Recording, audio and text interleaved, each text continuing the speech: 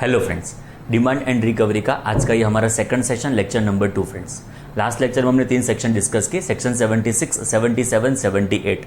आज का डिस्कशन हमारा 79 ऑनवर्ड्स रहने वाला है फ्रेंड्स। मैंने पहले भी डिस्कस किया था फर्स्ट लेक्चर में। 2 सेक्शन इस चैप्टर के लिए बहुत बहुत इंपॉर्टेंट है। उसमें से फर्स्ट है section 76 friends and next is section 79। तो उसमें से सेक्शन 76 हम डिस्कस करके बैठे, which is amount as tax collected if not paid. तो उसके लिए क्या क्या कॉन्सिक्वेंस, क्या क्या प्रोविजन, उसका इन डेप्थ डिस्कशन हमने कर लिया फ्रेंड्स। एंड आज जो हमारा फोकस होगा it would be on section 79 friends. But as always पहले हम इसको रिफर करेंगे, उसका रिकैप्चुलेशन करेंगे, बाद में 79 ऑनवर्ड्स हम उसके ऊपर फोकस करेंगे फ्रेंड्स। अब जरा शुरू करते हैं सेक्शन 76।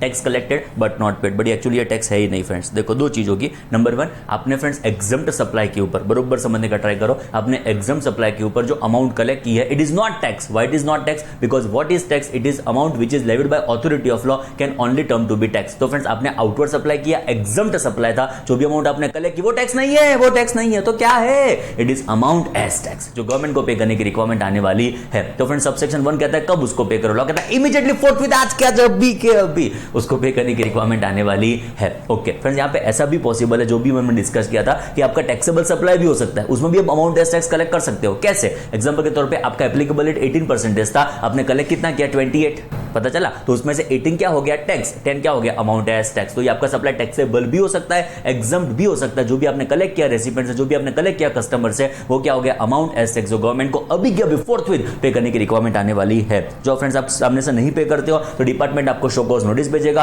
उस शो कॉज नोटिस में क्या लिखा होगा कि आपके ऊपर ये टैक्स इंटरेस्ट पेनल्टी के साथ क्यों इंपोज ना करे, उसका रीजन एक्सप्लेन करो, उसका रीजन प्रोवाइड करो, उसका कॉस्ट एक्सप्लेन करो फ्रेंड्स। तो जो आपने सामने से नहीं पे किया एज पर सबसेक्शन 1, तो आपको डिपार्टमेंट नोटिस भेज सकता है। एंड फ्रेंड्स जबरदस्त पॉइंट तो ये था कि ये नोटिस कब तक आ सकती है? ये नोटिस फ्रेंड्स कभी भी आपको आ सकती है, इतना ध्यान रखना है फ्रेंड्स हमको। नेक्स्ट होगा सेक्शन 76 सबसेक्शन 3। देखो 1 में सामने से पे किया, 3 मतलब 2 में आपका डिपार्टमेंट का नोटिस आया। नंबर 3 जो नोटिस आती है तो फ्रेंड्स क्या करने का? नोटिस आती है तो सबसेक्शन 3 में 3 चीज करने की, आपको जाके रिप्रेजेंटेशन करने का, वो अमाउंट डिटरमाइन करेगा, एंड लास्ट में आपको फाइनली जो अमाउंट डिटरमाइन हुई वो आपको पे करने की रिक्वायरमेंट आने वाली है। ओके चलो नेक्स्ट आएगा friends in relation to interest. जो सबसेक्शन 1 में पेमेंट हो कि सबसेक्शन 3 में पेमेंट हो, इंटरेस्ट ऑलवेज ऑलवेज ऑलवेज आपको पे करने की रिक्वायरमेंट आने वाली है फ्रेंड्स। इंटरेस्ट दोनों केस में पे करना पड़ेगा, सामने जाके पे किया तो भी इंटरेस्ट पेबल आएगा, एंड जो सबसेक्शन 3 नोटिस के मतलब कॉन्सिक्वेंस में आपने पेमेंट किया, मतलब सबसेक्शन 3 में आपने पेमेंट किया, नोटिस तो 2 में थी, 3 में आपने पेमेंट किया तो भी इंटरेस्ट तो पेबल आने वाला है। बट फ्रेंड्स जब भी इंटरेस्ट की बात आती है 2 चीज ध्यान में रखने की। पॉइंट नंबर 1 जो हमको यहां पे ध्यान रखना है वो फ्रेंड्स उसका टेन्योर कौन सा, उसका रेट कौन सा। तो टेन्योर जो दिन आपने अमाउंट एज टैक्स कलेक्ट किया उस दिन से आपका इंटरेस्ट शुरू हो जाएगा till the date of actual payment. And rate कितना होने वाला है फ्रेंड्स? 18% पर एनम आपका रेट होने वाला है। जब भी प्रॉपर ऑफिसर प्रोसीडिंग्स आपके ऊपर करेगा आपको अपॉर्चुनिटी प्रोवाइड की जाने वाली है। पर यहाँ पे आपको रिक्वेस्ट में मतलब राइटिंग देना पड़ेगा, रिक्वेस्ट करनी पड़ेगी राइटिंग में, तब जाके आपको अपॉर्चुनिटी मिलने वाली है। नेक्स्ट आएगा फ्रेंड्स पासिंग ऑफ ऑर्डर। जो आपको शोकॉज नोटिस आया है तो उसका ऑर्डर 1 साल में डिपार्टमेंट पास करने वाला है, उसका ऑर्डर 1 ईयर में पास हो जाना चाहिए फ्रेंड्स। नेक्स्ट आएगा stay period. Stay period excluded, ऐसा हमने याद रखा था। लेटर से आप जिस स्टेट में एप्लीकेशन करते हो, हाईकोर्ट में, सुप्रीम कोर्ट में एप्लीकेशन फाइल करके स्टे ऑर्डर लाते हो, तो इस पर्टिकुलर स्टे ऑर्डर के लिए जो भी मतलब स्टे, देखो आपके ऑर्डर के ऊपर स्टे लाया गया, बाद में सपोज जिस स्टेट था एग्जांपल के तौर पे, तो जिस स्टेट चेक करेगा प्रोसीडिंग्स वैलिड है कि नहीं है, उसको लगा प्रोसीडिंग्स इनवैलिड है, बोगस प्रोसीडिंग्स है, तो प्रोसीडिंग्स पूरी क्वाश कर देगा, प्रोसीडिंग्स पूरी कैंसिल कर देगा। अब जो बाय बाय टाटा कुछ चिंता करने की जरूरत नहीं है, ये सबसेक्शन एप्लीकेबल होने की जरूरत नहीं है। बट जिस स्टेट को ऐसा लगा, ध्यान से फ्रेंड, जिस स्टेट को ऐसा लगा ये प्रोसीडिंग्स वैलिड है, एप्लीकेंट गलत है, तो वो स्टे विड्रॉ कर दिया जाएगा। जब तक स्टे विड्रॉ हो जाएगा तब तक तो मेरा एक साल खत्म हो चुका होगा। तो उस पीरियड के लिए, मतलब जिस पीरियड के लिए स्टे लाया गया है उस पीरियड के लिए हमारे उस पीरियड को 1 साल में ऐड कर दिया जाएगा। सिंपल वर्ड्स में उतना टाइम हमारे लिए एक्सक्लूड किया जाएगा। नेक्स्ट होगा friends speaking order. Every order, अरे सुप्रीम कोर्ट का ऑर्डर क्यों ना हो, it must be what friends? Speaking. आ जा। ओके नेक्स्ट डिस्कशन है in relation to this particular example. ध्यान से, हमारा टैक्सेबल सप्लाई था 5 लाख रुपए का, हमारा एग्जम्प्ट सप्लाई था 7 लाख रुपीस का। टोटल कितना जीएसटी हो गया? 1,44,000। 12 लाख के ऊपर 12% का जीएसटी 1,44,000 कस्टमर से, रेसिपिएंट से कलेक्ट किया है, हमने गवर्नमेंट को पे कर दिया। फिर तो 144 में से टैक्स तो खाली 60,000 का था, बाकी 84,000 का क्या था? Amount as tax. तो आपका टैक्स पेबल कितना है फ्रेंड्स? आपका टैक्स पेबल 60,000 आया, उसमें से 144 को सेट ऑफ कर दिया, 144 का आपको वहां पे लेस करना है, एंड जो 84,000 आपका सरप्लस बचेगा उसके 2 ऑप्शन होंगे। ऑप्शन नंबर 1 क्या होगा? Either it would be refunded to recipient जिसने उसका बर्डन बेयर किया है, उसको रिफंड अवेलेबल हो जाएगा। रिफंड एप्लीकेशन करने की final time limit it is 2 years friends. And जो लेटेस्ट से रिफंड मांगने के लिए कोई नहीं आता है तो कंज्यूमर वेलफेयर फंड में डिपॉजिट कर दिया जाएगा friends. Clear. And amount adjustment ये जो हमने डिस्कस किया, सरप्लस डिस्कस किया, रिफंड की एप्लीकेशन फाइल करनी पड़ेगी as per subsection 11 friends. Clear. ये था in depth discussion of section 76 friends. बाद में 2 सेक्शन हमने यहां से डिस्कस की थी which is directly our material which is section 77। एकदम सिंपल सेक्शन थी बट 2 सेक्शन को हमने कनेक्ट किया था। Section 77 of CGST, section 19 of IGST। Friends देखो C+S करना था, हो क्या गया आई। वापस एक बार, C++ करना था, हो क्या गया आई। एकदम सिंपल, जो होना था वो पे कर दो, C++ का पेमेंट कर दो, आई का क्या क्लेम कर दिया जाएगा, रिफंड। जब आप पेमेंट करोगे C++ का, उसका रिफंड, उसके ऊपर इंटरेस्ट पे करने की रिक्वायरमेंट नहीं है। एंड जो आपका IGST का आपको रिफंड मिलेगा उसके ऊपर भी इंटरेस्ट, मतलब इंटरेस्ट आपको अवेलेबल होने वाला नहीं है फ्रेंड्स। एंड वाइस वर्सा कि आपको आई करना था, हो क्या गया C+S, तो आई का पेमेंट कर दो, C++ का आप क्या क्लेम कर सकते हो, refund. And friends interest payable ना होगा ना इंटरेस्ट रिसीवेबल आपके रिफंड के ऊपर अवेलेबल होने वाला है फ्रेंड्स। बोलो क्लियर, एकदम सिंपल। एंड लास्ट सेशन जो मतलब लास्ट सेक्शन हमने जो डिस्कस की थी इट वॉज फ्रेंड सेक्शन 78। कोई भी ऑर्डर फ्रेंड जीएसटी में पास होता है, चार्टर्ड अकाउंटेंट बरोबर समझना, कोई भी ऑर्डर जीएसटी में पास होता है उसका पेमेंट मुझे विद इन व्हाट टाइम करना पड़ेगा, 3 months। उसका पेमेंट जो मैंने 3 months में कर दिया तो कोई चिंता करने की जरूरत नहीं है। पर जो 3 months में नहीं किया ना फ्रेंड्स, गजब हो जाएगा। आज हम सीखने वाले हैं क्या हो सकता है आपके साथ। तो 3 months में नहीं किया ना फ्रेंड्स तो क्या होगा पता है, डिपार्टमेंट शुरू करेगा डिमांड एंड रिकवरी। मतलब अलग मोड से, अलग मेथड से आपके ऊपर रिकवरी हो सकती है, जिसका इन डेप्थ डिस्कशन करेंगे। जैसे मैंने आपको बोला लास्ट लेक्चर में डिस्कस किया था, विजय माल्या ने, नीरव मोदी ने, अलग लोग के ऊपर, मतलब अलग लोगों के प्रॉपर ऑफिसर आप थे। आपको लग रहा है ये 3 months में इनकी वेट करूंगा तो मैं लाइफ टाइम उनकी वेट करूंगा, तो क्या 3 months के टाइम लिमिट में कम भी कर सकता हूं? यस, जब मुझे ऐसा लगेगा it is in the respect of और in the interest of revenue, in the interest of department, तो ये 3 months के टाइम लिमिट में कम भी कर सकता हूं फ्रेंड्स। बोलो क्लियर, ओके। तो अभी फ्रेंड्स 3 सेक्शन का डिस्कशन हमने कंक्लूड किया। First was section 76, then was section 77, then was section 78. Now a very important discussion जो हम अभी शुरू करने जा रहे हैं, it is in relation to section 79, various modes of recovery। कौन से अलग मोड से डिपार्टमेंट हमारा ये रिकवरी कर सकता है, उसका इन डेप्थ डिस्कशन आओ जरा चेक करते हैं फ्रेंड्स। सेक्शन 79 को अलग 4 सबसेक्शंस में डिवाइड किया है। सबसेक्शन 1, 2, 3, 4। उसमें जो मोड्स ऑफ रिकवरी है ना वो अवेलेबल है अंडर सब सेक्शन 1। मतलब जो आज हम डिस्कस करने वाले हैं जो मोड्स ऑफ रिकवरी वो यहाँ पे है friends, section 79 sub section 1। It is various modes of recovery. कौन से अलग मोड से हम रिकवरी कर सकते हैं उसका इन डेप्थ डिस्कशन। बाद में 3 सब सेक्शन है, सबसेक्शन 2, सबसेक्शन 3, सबसेक्शन 4।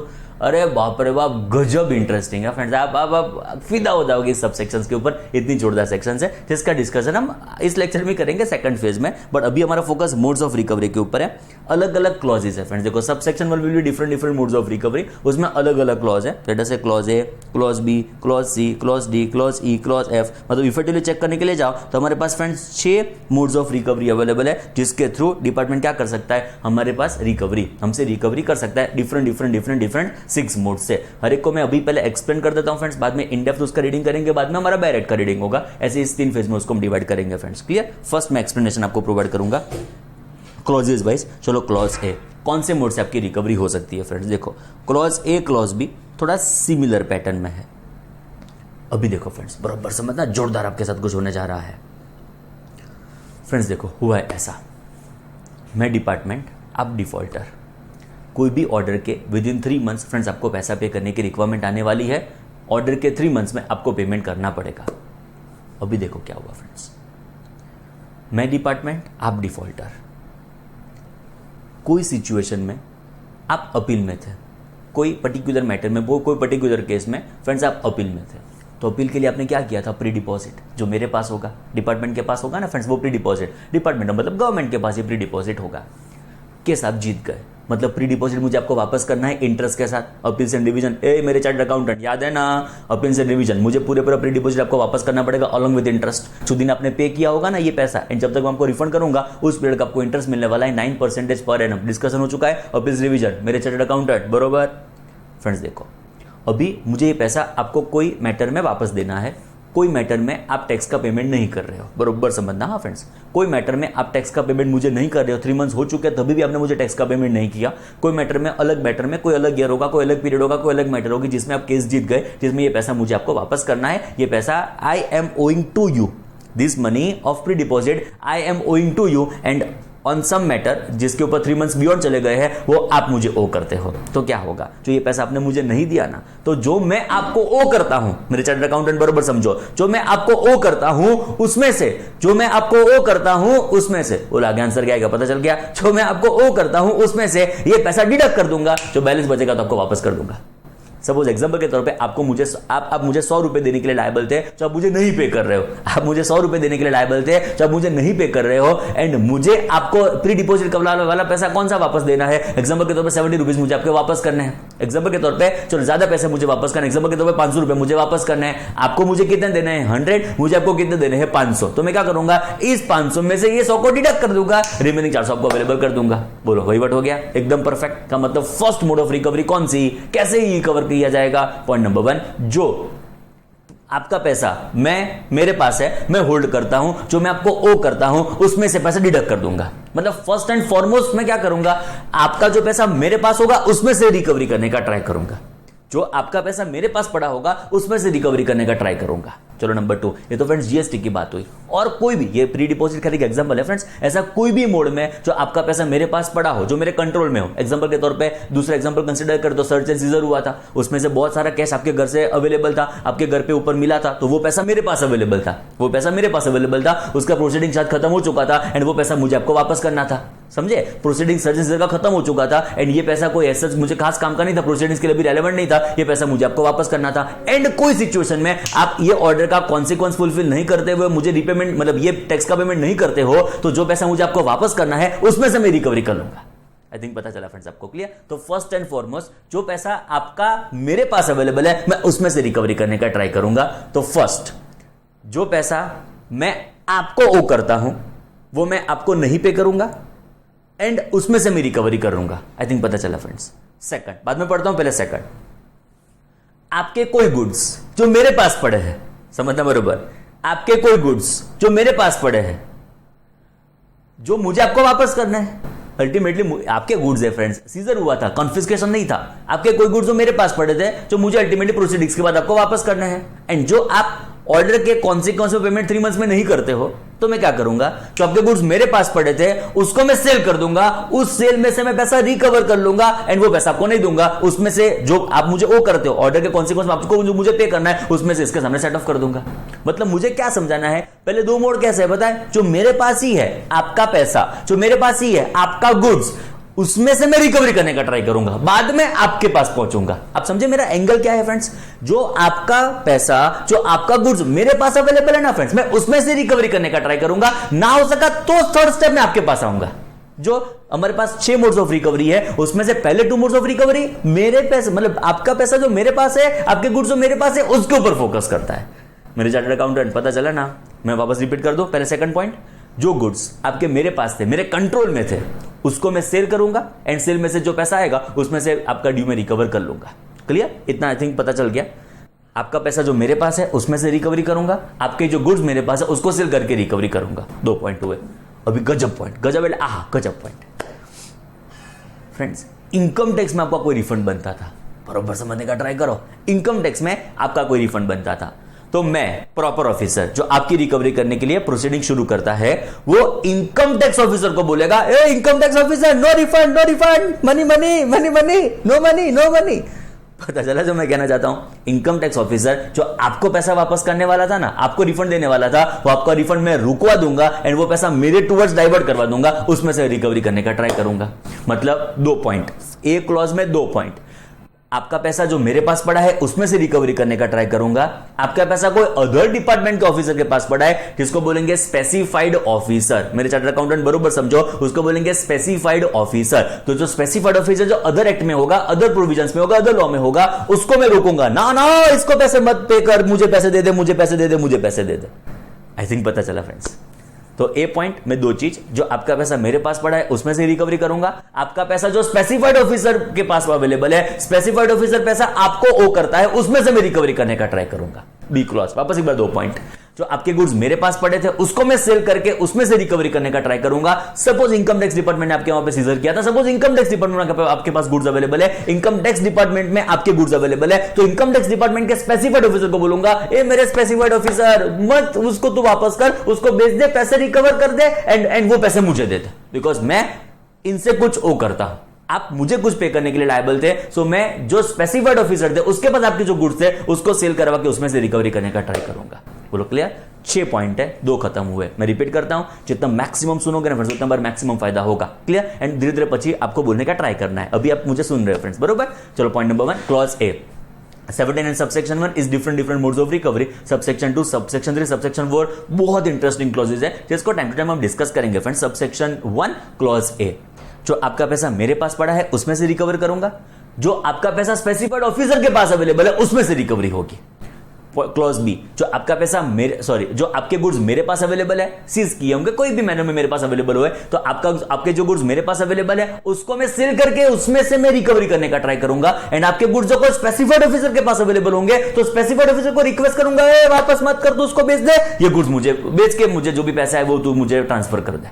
बोलो क्लियर? तो 2 चीज, आपके मनी मेरे पास जो पोजीशन में है, आपके गुड्स जो मेरे पास पोजीशन में है, आपके मनी जो स्पेसिफाइड ऑफिसर के पास में है, आपके जो गुड्स स्पेसिफाइड ऑफिसर के पोजीशन में है, उसमें से रिकवरी करने का ट्राई करूंगा। सिंपल वर्ड्स में जो मेरे पास है गुड्स के मनी उसमें से रिकवरी करने का मैं ट्राई करूंगा। क्लियर? 2 मोड अभी आई थिंक पता चल चुके, मैक्सिमम टाइम रिवीजन भी कर दिया फ्रेंड्स बीच में हमने। सी क्लॉज, गार्निशी ऑर्डर, अरे बाप रे बाप क्या गजब क्लॉज, हा फिदा हो जाओगे फ्रेंड्स। अलग अलग उसमें 7 क्लॉजेज है, 6 मोड्स ऑफ रिकवरी है, उसमें थर्ड मोड ऑफ रिकवरी के लिए 7 क्लॉज है, जिसका भी मैंने यहाँ पे समराइज वर्जन रखा है, जो आप बिफोर डे ऑफ एग्जामिनेशन भी पढ़ सकते हो। मैंने दो चीज के लिए उसको यूज किया, एक तो पहले इसका एक्सप्लेनेशन आपको प्रोवाइड कर दूं, बाद में उसका रीडिंग, बाद में बैरेट का reading, and day before examination आपको पढ़ना हो तो भी ये 2 स्लाइड में सारा मोड्स ऑफ रिकवरी मैंने कवर कर लिया फ्रेंड्स। गार्निशी ऑर्डर, ना व्हाट इज गार्निशी ऑर्डर, बरोबर समझने का ट्राई करो फ्रेंड्स। हुआ क्या फ्रेंड्स, देखो मैं डिपार्टमेंट, आप डिफॉल्टर, एग्जांपल के तौर पे आलिया भट्ट को एग्जांपल के तौर पे आपने गुड्स का सप्लाई किया है, क्या सर्विस का सप्लाई किया है, तो आलिया भट्ट आपकी बैलेंस शीट में क्या हुई, डेटर, पैसे रिसीव करने बाकी थे, तो आपकी बैलेंस शीट में आलिया भट्ट क्या हो गई, डेटर। इतना मानते हो? आपने उसको सेल किया, एंट्री क्या पास की होगी, debtor account debit to sales account, 11 standard, बरोबर? तो फ्रेंड्स आपने आपकी बैलेंस शीट में अलग को क्या दिखाया होगा, डेटर। तो फ्रेंड्स आपकी बैलेंस शीट के ऊपर मेरी नजर बिगड़ेगी। देखो आपके पैसे मेरे पास अवेलेबल नहीं थे तो शॉर्ट थे, आपके गुड्स मेरे पास अवेलेबल नहीं थे तो मैंने उसको बेचने से रिकवर जो भी किया वो भी शॉर्ट पड़ रहा है, मतलब आपका पैसा अभी भी कुछ मुझे रिकवर करना है। तो तीसरी जो मैं मोड्स ऑफ रिकवरी ऑप्ट करूंगा वो कौन सा होगा, गार्निशी ऑर्डर। जिसका मतलब क्या, ये हम डिस्कस करें उसके पहले ये मिसकंफ्यूजन मत क्रिएट कर देना कि ये सीक्वेंस ही मुझे फॉलो करना है, ए बाद में बी बाद में C. It is not like that. इस मोड्स में, इस अलग अलग मोड्स है, इस अलग अलग मोड्स में से कोई भी mode of recovery department opt कर सकता है, कोई भी mode of recovery department follow कर सकता है। मतलब डायरेक्टली सी क्लॉज भी कर सकता है, ए क्लॉज भी कर सकता है, बी क्लॉज भी कर सकता है, ई क्लॉज भी कर सकता है, डी क्लॉज भी कर सकता है, एफ क्लॉज भी कर सकता है। मतलब कोई रिस्ट्रिक्शन डिपार्टमेंट के ऊपर नहीं है, ये फॉलो करो A B C D E F, not like that. Department चाहे वैसे आपका मोड ऑफ ये रिकवरी शुरू हो सकता है, वैसे आपका मोड ऑफ रिकवरी वो ऑप्ट कर सकते हैं। It is not chronological order we need to follow. C clause जिसके ऊपर हम फोकस कर रहे थे, गार्निशी ऑर्डर, अलग अलग 7 क्लॉज। क्लॉज नंबर 1, फ्रेंड्स आपकी बैलेंस शीट में आलिया डेटर है, मतलब आपकी बैलेंस शीट में जो डेटर्स होंगे उसके ऊपर मेरी नजर बिगड़ेगी। पता चला, गार्निशी मतलब डेटर हुआ, जहां पे आपको पैसे रिसीव करने हैं उसको गार्निशी बोलेंगे। रिपीट करता हूं, जिसके पास से आपको पैसे रिकवर करने हैं उसको गार्निशी बोलेंगे। तो हुआ क्या, आपने जिसको सेल किया था वो आपके बैलेंस शीट में डेटर थे तो उसके ऊपर मेरी नजर बिगड़ेगी। पॉइंट नंबर 2, आपके बैंक के पास आपके पैसे पड़े होंगे, वो आपका गार्निशी हुआ। आपने कोई एम्प्लॉय को एडवांस दे दिया था, जो एडवांस आपको वापस मिलने वाला था वो आपका गार्निशी हुआ। इंश्योरेंस कंपनी से आपको पैसे रिसीव करने थे, इंश्योरेंस मतलब पॉलिसी मैच्योर हो रही थी तो वो आपका गार्निशी हुआ। बैंक में एफडी रखी थी, एफडी का मैच्योरिटी हो रहा है तो वो आपका गार्निशी हुआ। मतलब जहां से आप पैसे रिसीव करने वाले हो ना फ्रेंड्स, वो आपके लिए क्या बने, गार्निशी। पता चला? तो मैं सुनना केयरफुली, तो मैं आपके एक एग्जांपल के थ्रू जाएंगे, डेटर, तो क्लैरिटी बरकरार रहेगी फ्रेंड्स। अभी क्या हुआ, आपकी बैलेंस शीट में आलिया कौन थी, डेटर। आपकी बैलेंस शीट में आलिया डेटर थी, तो फ्रेंड्स मैं आलिया को बोलूंगा, ए आलिया इसको पैसे मत दे, मतलब डिफॉल्टर को पैसे मत दे, पैसे यहां पे आने दे, उसको बोलेंगे गार्निशी ऑर्डर। आई थिंक पता चला, क्लियर? तो आप जहां से पैसे रिसीव करने वाले हो और जो आपको ओ करते हैं उनसे मैं पैसे रिकवर करने का ट्राई करूंगा, उसको बोलेंगे गार्निशी ऑर्डर। क्लियर? तो क्लॉज ए और सॉरी क्लॉज 1, आई थिंक ये तो सब क्लॉज हो गया friends. It is not clause, it should be sub clause. चलो गार्निश ऑर्डर में क्या होगा? Notice to person from whom money is due by defaulter. Money is due to defaulter आएगा ना friends? Money is due to defaulter. Notice to person from home money is due to defaulter. Simple words में आप जहां से जो आपको ओ करता है, जिसके पास से आपको पैसे लेने हैं, मैं उसको नोटिस करके ये पैसा रिकवर करने वाला हूं। क्लियर? उसको बोलेंगे गार्निशी क्लॉज 1। क्लॉज 2, फ्रेंड्स देखो, जब भी मैं बैंक के पास पैसा रिसीव करने के लिए जाऊंगा, इंश्योरेंस कंपनी के पास पैसा रिसीव करने के लिए जाऊंगा, पोस्ट ऑफिस से पैसा रिकवर करने के लिए जाऊंगा, बैंक क्या बोलेगा? चलो आपकी कोई एफडी थी एग्जांपल के तौर पे, तो बैंक मुझे क्या बोलेगा? एफडी सर्टिफिकेट लाओ। इंश्योरेंस कंपनी क्या बोलेगी? इंश्योरेंस का जो मतलब पॉलिसी डॉक्यूमेंट है वो लाओ। पोस्ट ऑफिस क्या बोलेंगे? फलाना ढिकाना डॉक्यूमेंट लाओ। मैं आपसे डॉक्यूमेंट मांगूंगा, क्या आप मुझे डॉक्यूमेंट देने वाले हो? पता चला क्या हुआ? आपकी कोई बैंक में एफडी थी एग्जांपल के तौर पे, एंड बैंक मुझसे क्या मांग रही है? स्मिथ एफडी ला, स्मिथ एफडी ला। मैं डिपार्टमेंट हूं, मैं डिपार्टमेंट एफडी ला, एफडी सर्टिफिकेट लाओ। मैं आपसे एफडी सर्टिफिकेट मांगूंगा, क्या मुझे एफडी सर्टिफिकेट देने वाले हो फ्रेंड्स? ऑब्वियसली ना। तो लॉ ने क्या बोल दिया? एक काम करो, ए बैंक जो डिफॉल्टर को ओ करती है, ए पोस्ट ऑफिस, ए इंश्योरेंस कंपनी जो डिफॉल्टर को ओ करती है, तू नहीं मांग सकती चेकबुक, तू नहीं मांग सकती पासबुक, तू नहीं मांग सकती एफडी सर्टिफिकेट, तू नहीं मांग सकती इंश्योरेंस पॉलिसी का डॉक्यूमेंट। सिंपल वर्ड्स में जो भी प्रोसीजर नॉर्मली हम फॉलो करते हैं वो फॉलो करने की जरूरत नहीं है, वो मुझे कंसीडर करने की जरूरत नहीं है। डायरेक्टली वो मुझे पैसा देने के लिए लायबल है। स्ट्रेट अवे जो बैंक होगी, इंश्योरेंस कंपनी होगी, पोस्ट ऑफिस होगी, वो मुझे पैसे दे देगी। मुझे उसके लिए कोई डॉक्यूमेंट सबमिट नहीं करने पड़ेंगे। पासबुक ने, लेटर से फेसबुक ना है, पासबुक ने, चेकबुक ने, फलाना बुक ने, ये कुछ मुझे पे करने की जरूरत पर और मुझे कुछ सबमिट करने की रिक्वायरमेंट आने वाली नहीं है फ्रेंड्स। क्लियर? 7 क्लॉज है, जबरदस्त इंटरेस्टिंग है। आपका इंटरेस्ट, आपका फोकस सख्त यहां पे रखना फ्रेंड्स। पॉइंट नंबर 1, कौन से मोड से रिकवरी हो सकती है? क्लॉज ए, जो आपका पैसा मेरे पास पड़ा था मैं उसमें से रिकवर करने का ट्राई करूंगा। आपका पैसा जो कंसर्न ऑफिसर के पास पड़ा था मैं उसमें से पैसा रिकवर करने का ट्राई करूंगा। आपके जो गुड्स मेरे पास अवेलेबल थे उसको मैं सेल करके पैसा रिकवर करने का ट्राई करूंगा। आपके जो गुड्स कंसर्न ऑफिसर के पास अवेलेबल होंगे उसमें से पैसा रिकवर करने का ट्राई करूंगा। And C clause is what friends? Garnishee order. उसमें से फर्स्ट क्लॉज, मैं आपके डेटर को बोलूंगा, मैं आपके बैंक को बोलूंगा, मैं आपके पोस्ट ऑफिस को बोलूंगा, मैं आपके इंश्योरेंस कंपनी को बोलूंगा कि वो पैसा आपको ना दे, डायरेक्टली मुझे ये पैसा अवेलेबल कर दे। बट बैंक मांगेगा क्या? चेकबुक ने, पासबुक ने, एफडी सर्टिफिकेट ने। इंश्योरेंस कंपनी मांगेगी इंश्योरेंस मतलब प्रीमियम का जो भी पेमेंट हुआ होगा और जो भी इंश्योरेंस मतलब जो भी डॉक्यूमेंट होगा वो मेरे पास मांगेगा। तो लॉ कहता है वो सारे डॉक्यूमेंट्स वो लोग मांग नहीं सकते, स्टेट अवे डिपार्टमेंट उनसे रिकवर कर सकता है। क्लियर? 2 क्लॉज मतलब 2 सब क्लॉज हो गए, सब क्लॉज 1, सब क्लॉज 2। नेक्स्ट सब क्लॉज 3, क्या जबरदस्त पॉइंट बनाया है। If garnishee fails to make payment, friends देखो, आपके डेटर थे आलिया, मैंने उनको बोला वो आपको पेमेंट ना करे, वो डायरेक्टली मुझे पेमेंट कर दे। आपके डेटर थे आलिया, मैंने उनको बोला कि वो आलिया आपको पेमेंट ना करे, वो डायरेक्टली मुझे पेमेंट कर दे। अभी क्या हुआ अब समझो, मैंने आलिया को बोल तो दिया कि वो मुझे पेमेंट कर दे, बट वो डिफॉल्ट करती है मुझे पेमेंट करने से, वो लुच्ची मुझे पेमेंट नहीं करती। पता चला क्या हुआ? आलिया ने क्या बोला कि वो तो आपको ही पे करेगी, आपके लिए प्रेम है उसको, तो उसने क्या बोला? वो तो आपको ही पे करेगी। मैंने नोटिस उसको दी, मैंने ऑर्डर उसको पास करके दिया, मैंने गार्निश ऑर्डर उसको दिया, तो भी वो मुझे पेमेंट नहीं करती। मेरा ईगो हर्ट करती है। मैं आलिया को बोलूंगा मुझे पेमेंट नहीं करना है, मुझे पेमेंट नहीं करना है। मैं कहता हूं जो वो मुझे पेमेंट नहीं करेगी, Alia will be deemed to be defaulter. Defaulter आप थे, बट उसने मेरा ईगो हर्ट किया। तो उन्होंने क्या बोला कि जो आलिया नोट ऑर्डर इश्यू करने के बाद भी जो मुझे पेमेंट नहीं करती है, Alia will be deemed to be defaulter. मेरे चार्टर्ड अकाउंटेंट समझो, if she is deemed to be defaulter what will be the consequences? जो मोड्स ऑफ रिकवरी मैं आपके ऊपर शुरू कर रहा हूं वो सारे मोड्स ऑफ रिकवरी मैं उसके ऊपर शुरू कर दूंगा। क्या मतलब? उसके जो पैसे मेरे पास पड़े होंगे उसमें से रिकवर करने का ट्राई करूंगा। पता चला? उसके जो पैसे कंसर्न ऑफिसर के पास पड़े होंगे उसमें से रिकवर करने का ट्राई करूंगा। उसके गुड्स जो मेरे पास अवेलेबल होंगे मैं उसमें से रिकवरी करने का ट्राई करूंगा। उसके गुड्स जो कंसर्न ऑफिसर के पास अवेलेबल होंगे उसमें से मैं रिकवरी करने का ट्राई करूंगा। अरे जोरदार! उसके डेटर को मैं नोटिस भेजूंगा। पता चला क्या हो गया? आपके डेटर आलिया जो मुझे पेमेंट नहीं करती तो मैं आलिया के डेटर को नोटिस भेज सकता हूं। क्या इन्होंने पेमेंट नहीं किया सो आलिया को बोला, आलिया ने पेमेंट नहीं किया सो उसके डेटर को बोल के मैं वो पैसा रिकवर कर सकता हूं। पता चला सिंपल वर्ड्स में, कोई आपके कोई भी क्लाइंट, देखो ये प्रोविजन आपको तो कभी एप्लीकेबल होंगे ही नहीं, आपको कोई भी डिपार्टमेंट ऑर्डर पास करेगा आप तो 3 मंथ्स में पेमेंट कर ही दोगे, प्रॉमिस ले लिए मैंने ऑलरेडी, मतलब एडवांस में। बट जो आपके को क्लाइंट पेमेंट नहीं करते हैं तो फ्रेंड्स उसके डेटर के ऊपर फोकस होगा, एंड वो डेटर बेचारा डिफॉल्ट करता है और वो डेटर पेमेंट नहीं करता है तो debtor will be deemed to be defaulter. गजब प्रोविजन है फ्रेंड्स, बहुत बहुत बहुत गजब प्रोविजन है। पढ़ो, if garnishee fails to make payment, garnishee will be what, deemed to be defaulter. आगे रीडिंग में बताऊंगा फ्रेंड्स आपको, एंड सारे प्रोविजन रिकवरी के उस बेचारी आलिया के ऊपर एप्लीकेबल होने वाले हैं फ्रेंड्स। क्लियर, चलो चेक करो।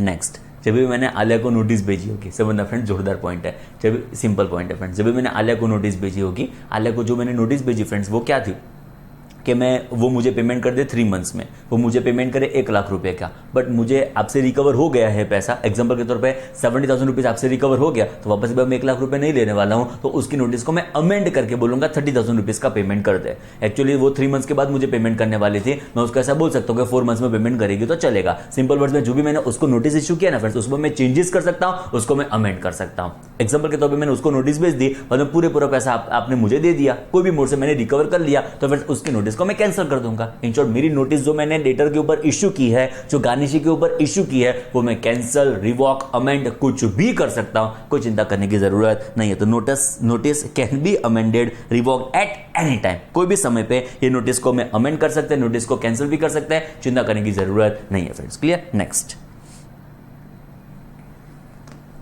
आलिया बहुत अच्छी निकली, मुझे आपसे 100 रुपए रिकवर करने थे, आपने आलिया को सप्लाई किया था, आलिया को सेल किया था, आलिया आपके बुक्स ऑफ अकाउंट्स में डेटर थी 100 रुपए की, बरोबर से बंदा 100 रुपए आलिया आपको ओ करती है, 100 रुपए आप मुझे ओ करते हो।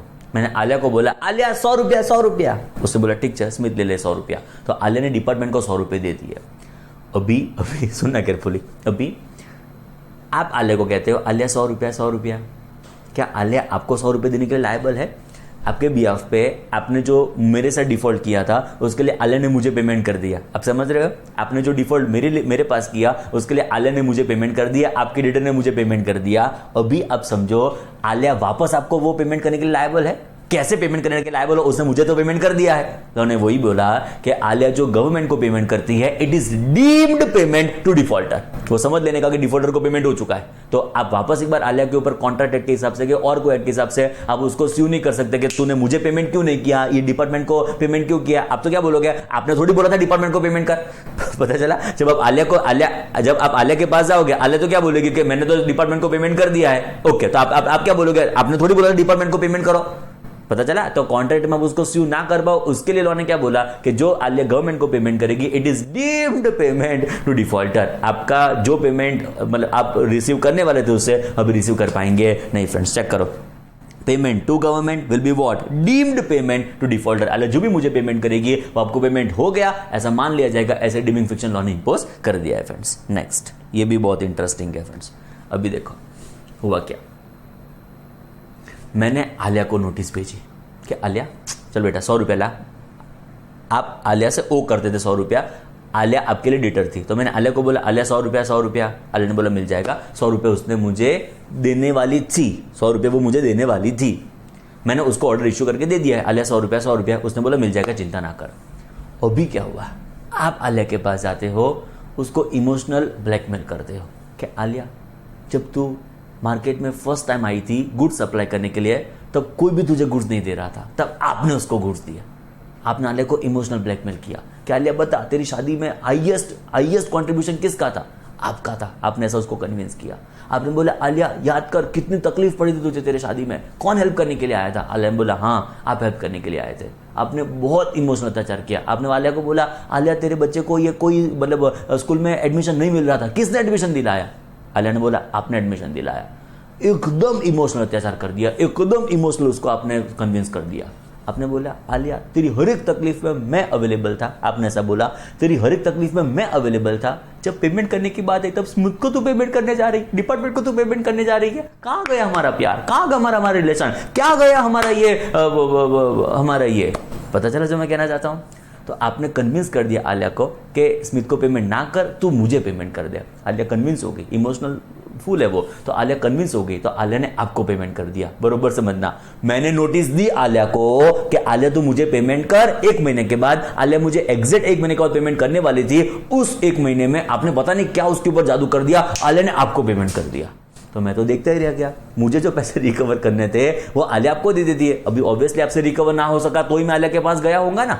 पता चला आपसे पैसा आ जाता तो मुझे चिंता करने की जरूरत ही नहीं थी। मैं आलिया के पास क्यों गया? बिकॉज आपसे नहीं रिकवर कर सकता था ये पैसा। ओके, तो फ्रेंड्स देखो, आलिया को नोटिस देने के बाद, सुनना केयरफुल, आलिया को नोटिस देने के बाद जो आलिया वो पेमेंट आपको कर देती है ना, लोग क्या कहता है, Alia will be personally liable for this amount. Alia will be personally liable for this amount, मतलब आलिया की पर्सनल रिस्पॉन्सिबिलिटी होगी कि वो मुझे पैसा दे। पता चला कितना गजब पॉइंट है। वापस एक बार, payment to defaulter after notice, मैंने उसको नोटिस दी, गार्निश ऑर्डर मैंने उसको इश्यू किया, कहले तू मुझे पेमेंट कर देना, बट उसके बाद भी वो आपको पेमेंट करती है, तो personal liability of garnish to make payment to me, उसकी वो पर्सनल लायबिलिटी क्रिएट होने वाली है। फ्रेंड्स बोलो क्लियर, चकाचक। एंड लास्ट फ्रेंड्स देखो, आपने किसी के साथ मस्ती की, क्या मस्ती की? आपकी ये बैलेंस शीट थी, कोई सप्लाई आलिया वालों का आपने किया ही नहीं था लाइफ में फ्रेंड्स, बट आपकी बैलेंस शीट बन रही थी, आपको पता था आपके ऊपर रिकवरी होने वाली है। बरोबर से पता, सबसे दिलचस्प पॉइंट है, सबसे जोरदार पॉइंट है फ्रेंड्स, आहा क्या मजा आ जाए, ऐसा पॉइंट है। आपकी बैलेंस शीट बन रही थी, आपको पता था डिपार्टमेंट आपके वहां पे रिकवर करने के लिए आ ही रहा है, रास्ते में ही था, फोन आ चुका था, बस हम आ ही रहे, आप वहां से स्टैच्यू हो जाना। ओके, तो आपने क्या किया, बैलेंस शीट प्रिंट, मतलब टैली में आपने थोड़ा सा अकाउंटिंग एंट्री कर दिया, debtor account debit to sales account. कितना डेटर? 1 लाख करोड़। नॉर्मली आपकी बैलेंस शीट 20 लाख रुपए की होती है, बट आज अचानक से पता नहीं कहां से आगे 1 लाख करोड़ का आपने डेटर डिस्क्लोज कर दिया। सेल्स का अकॉर्डिंगली इंपैक्ट आ गया होगा, प्रॉफिट एंड लॉस अकाउंट के ऊपर आपको प्रॉफिट बढ़ गया होगा, सो कैपिटल के ऊपर भी इंपैक्ट आ जाएगी, सो यहां से भी 1 लाख करोड़ इंक्रीज हो जाएंगे। अब चिंता ना करो, बैलेंस शीट टैली नहीं होती है। डेटर आपके हो गए 1 लाख करोड़। नॉर्मल देखो तो 2000 का एडवांस ने, 10 लाख का कैपिटल ने, इन शॉर्ट देखो तो लैक्स में, थाउजेंड्स में आपके अमाउंट्स थे। अचानक से आ गया डेटर 1 लाख करोड़, मतलब टैली की बैलेंस शीट आप प्रिंट आउट निकालो तो अचानक से थोड़ा आपका लेंथ बढ़ जाएगा डेटा का। इमीडिएटली नजर डिपार्टमेंट की उस डेटर के ऊपर जाती है जो आपने 1 लाख करोड़ लिखा, तो ऑब्वियसली वो वहां पे फोकस कर, उसके लिए आपने तो ऐसा किया। एक्चुअली कोई सप्लाई आपने आलिया को किया ही नहीं था, आज तक कोई सप्लाई आपने आलिया को किया ही नहीं था, ये तो आपको मजा लेनी थी। तो आपने क्या किया, आलिया आपकी debtor which is 1 lakh crore, आपसे कुछ 50 लाख रिकवर करने थे एग्जाम्पल के तौर पर डिपार्टमेंट को। तो फ्रेंड्स डिपार्टमेंट की नजर इमीडिएटली आलिया के ऊपर जाएगी, जो आलिया एक्चुअली आपकी डेटर है ही नहीं। पता चला आलिया को डेटर आपकी है ही नहीं, ये तो आपने मस्त बैलेंस शीट खुद से ही बना दी है। ओके, तो अभी डिपार्टमेंट आलिया को कहता है, आलिया 50 लाख 50 लाख। आलिया बोला कौन सा 50 लाख 50 लाख? जब आप आलिया को सप्लाई करते हो, आलिया आपकी रियल डेटर है, तब एज ए डिपार्टमेंट में उससे पैसा रिकवर कर सकूं, बट ये तो कोई सप्लाई वप्लाई हुआ ही नहीं था, खाली बैलेंस शीट में डेटा दिखता है। तो आलिया मुझे प्रूव करेगी, डिपार्टमेंट को प्रूव करेगी कि कोई सप्लाई हुआ ही नहीं है। आलिया पूछेगी कि देखो ये सप्लाई हुआ होता तो इनवॉइस बना होता, जीएसटीआर 1 में उसका डिस्क्लोजर आता, जीएसटीआर 2A में मेरा रिफ्लेक्शन आता, ईवेबल बना होता, शायद मैंने कुछ एडवांस पे किया होता, फर्स्ट ट्रांजैक्शन होता तो हमने लेटर से परचेस ऑर्डर इश्यू किया होता, मतलब वगैरह वगैरह, पूरा ट्रांजैक्शन की ट्रेल तो है ही नहीं। तो आलिया ऐसा प्रूव कर देगी मुझे कि आलिया आपको कुछ ओ ही नहीं करती है, तो बाद में मैं उससे पैसा रिकवर कर सकता नहीं हूँ। फ्रेंड्स बोलो clear, done. In short debtor ऐसा, गार्निश ऐसा प्रूव करता है कि कुछ ड्यू आपके लिए है ही नहीं, आप उनसे कुछ ओ करते ही नहीं हो, तो मैं उनसे रिकवर कर सकता नहीं हूं। Friend in short unnecessary harassment में गार्निशी के ऊपर कर सकता नहीं हूं, एंड वो ऑब्वियस पॉइंट है friends. If garnishee proves that money demanded is not due, garnishee will not be liable. बोलो क्लियर, चकाचक, एकदम रेडी। ओके, 3 अलग अलग मोड्स रिकवरी, हर एक के डेफ में जाएंगे, एंड जब उसका रीडिंग करेंगे तब एग्जैक्ट वर्ड टू वर्ड आपको पता चल जाएगा। फ्रेंड्स चिंता करने की जरूरत नहीं है। चलो सर, फर्स्ट 3 मोड्स हमने डिस्कस कर दिया। फर्स्ट, आपका जो पैसा मेरे पास अवेलेबल था उसमें से रिकवरी करने का ट्राई करूंगा, जो आपका पैसा कंसर्न ऑफिसर के पास अवेलेबल होगा मैं उसमें से रिकवरी करने का ट्राई करूंगा। आपके जो गुड्स मेरे पास अवेलेबल है मैं उसको सेल करने से रिकवरी करने का ट्राई करूंगा, उसको सेल करने के बाद रिकवरी करने का ट्राई करूंगा। आपके जो गुड्स कंसर्न ऑफिसर के पास अवेलेबल होंगे उसको सेल करवा के रिकवरी करने का ट्राई करूंगा। And third mode of recovery it is garnishee order. Clear, garnishee order एक फास्टेस्ट रिकैप्चुलेशन कर ले तो बहुत मजा आएगी।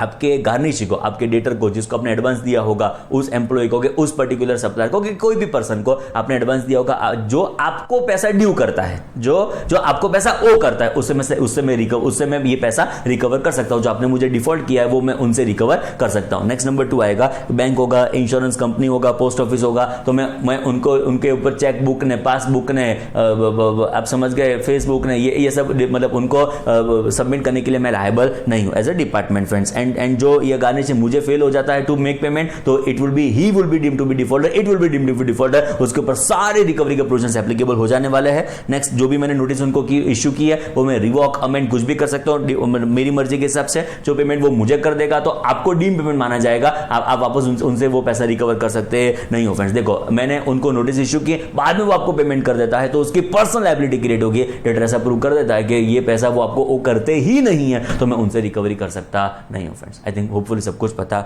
चला फ्रेंड्स, क्लियर। चलो आओ फोर्थ मोड ऑफ रिकवरी देखते हैं, डिस्ट्रेन मूवेबल इमूवेबल प्रॉपर्टी, जिसमें मैंने पहले भी आपको बताया, वापस भी बता रहा हूं कि फ्रेंड्स क्रोनोलॉजिकल ऑर्डर फॉलो करने की जरूरत नहीं है। पहले मैं डी पॉइंट के ऊपर फोकस करके आपके मूवेबल इमूवेबल प्रॉपर्टी को सेल करके भी पैसा रिकवर कर सकता हूं, आपकी गार्निश को भी इश्यू कर सकता हूं, ऑर्डर कुछ भी कर सकता हूं, कोई सीक्वेंस मुझे फॉलो करने की जरूरत नहीं है फ्रेंड्स। तो डी पॉइंट हमारा होगा डिस्ट्रेन मूवेबल इमूवेबल प्रॉपर्टी, मतलब आपकी जो भी मूवेबल प्रॉपर्टी होगी, आपकी जो भी इमूवेबल प्रॉपर्टी होगी, उसको मैं सेल करने से ये पैसा रिकवर कर सकता हूं, उसको मैं सेल कर सकता हूं फ्रेंड्स, क्लियर। देखो ये बी पॉइंट एंड ये डी पॉइंट में फर्क क्या, बी पॉइंट में क्या था पता है, detain and sell goods which are under the control of proper officer. आपके गुड्स को मेरे पास अवेलेबल थे, उसको मैं सेल करने से रिकवरी कर लूंगा। ये आपके पैसे जो मेरे पास थे, under control of proper officer थे, उसमें से मैं रिकवरी करने का ट्राई करूंगा। ये गुड्स फ्रेंड्स आपके पास अवेलेबल होंगे, कोई इमूवेबल कोई मूवेबल प्रॉपर्टी आपकी होगी, आपके पास कार्स होगी, आपके पास बंगलोज होंगे, आपके पास लेटर से गोवा में रिसोर्ट होगा एग्जाम्पल के तौर पर, तो उसको मैं अटैच करूंगा, उसको मैं सेल करूंगा एंड उसमें से रिकवरी करने का ट्राई करने वाला हूं। It is distrain movable immovable property.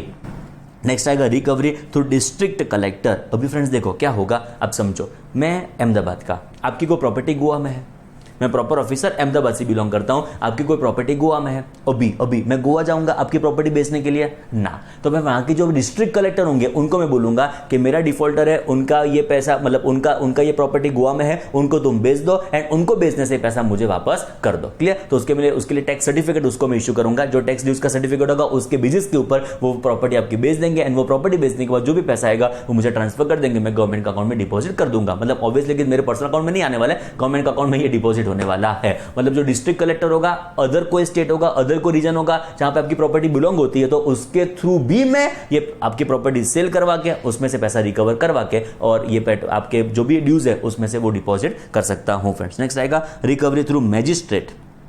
ये क्या है वो पढ़ते पढ़ते डिस्कस करूंगा तो ज्यादा पता चलेगा फ्रेंड्स कि मैजिस्ट्रेट के थ्रू भी ये पैसा मैं रिकवर करवा सकता हूं फ्रेंड्स, क्लियर। एंड ये सबसेक्शन 2, सबसेक्शन 3, सबसेक्शन 4 उसका डिस्कशन सब्सिक्वेंटली करेंगे, पहले मोड्स ऑफ रिकवरी के ऊपर फोकस कर लेते हैं फ्रेंड्स, क्लियर। 1 2 3 4 5 6 अलग अलग 6 मोड्स ऑफ रिकवरी हमारे पास अवेलेबल है, एक एट ग्लांस देख ले, बाद में हर एक के डेप्थ में जाना शुरू करेंगे फ्रेंड्स। फर्स्ट पॉइंट होगा जो आपका पैसा मेरे पास पड़ा था उसमें से मैं रिकवरी करने का ट्राई करूंगा, जो आपका पैसा कंसर्न ऑफिसर के पास अवेलेबल था उसमें से रिकवरी करने का ट्राई करूंगा, आपके जो गुड्स मेरे पास अवेलेबल थे उसमें से उसको सेल करके मैं रिकवरी करने का ट्राई करूंगा, आपके गुड्स जो कंसर्न ऑफिसर के पास अवेलेबल थे उसको सेल करा के मैं रिकवरी करने का ट्राई करूंगा। पॉइंट नंबर 3 गार्निशी ऑर्डर, जो सबसे इंटरेस्टिंग, जो सबसे दिलचस्प है। नेक्स्ट आपकी मूवेबल इमूवेबल प्रॉपर्टी को अटैच करके उसको मैं सेल करके उसमें से रिकवरी करने का ट्राई करूंगा, डिस्ट्रिक्ट कलेक्टर के थ्रू भी मैं रिकवरी करवा सकता हूं एंड मैजिस्ट्रेट को एप्लीकेशन करने से भी मैं रिकवरी करवा सकता हूं फ्रेंड्स। बोलो clear. Different modes of recovery जिसका डिस्कशन हम इन डेप्थ अभी करने वाले हैं, मुझे section 79 subsection 1 various modes of recovery. चलो first clause A, deduct money owing to defaulter, some money which department is owing to you, उसमें से मैं डिडक्ट कर दूंगा अब ये पैसा। The proper officer may deduct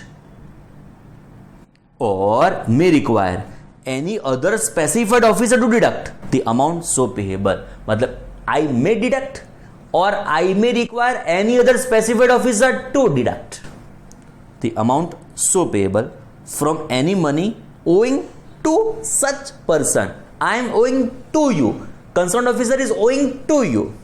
which may be under the control of proper officer और such other specified officer. जो मेरे कंट्रोल में थे, स्पेसिफाइड ऑफिसर के कंट्रोल में थे, उसमें से जो मतलब मैं के स्पेसिफाइड ऑफिसर आपको जो ओ करते थे उसमें से ये पैसा डिडक्ट करके रिमेनिंग अमाउंट जो बची खुची होगी वो आपको वापस कर सकता हूँ फ्रेंड्स। बोलो क्लियर? जो मेरे कंट्रोल में थे आपके पैसे उसमें से रिकवरी करने का ट्राई करूंगा, स्पेसिफाइड ऑफिसर के कंट्रोल में होंगे उसमें से वो रिकवरी करने का मतलब वहां से हम रिकवरी करने का ट्राई करेंगे। Clause A, clause B, A B दोनों क्या है मेरे कंट्रोल में है, उसमें से रिकवरी करने का ट्राई कर रहा हूं। हेडिंग पढ़ो पहले।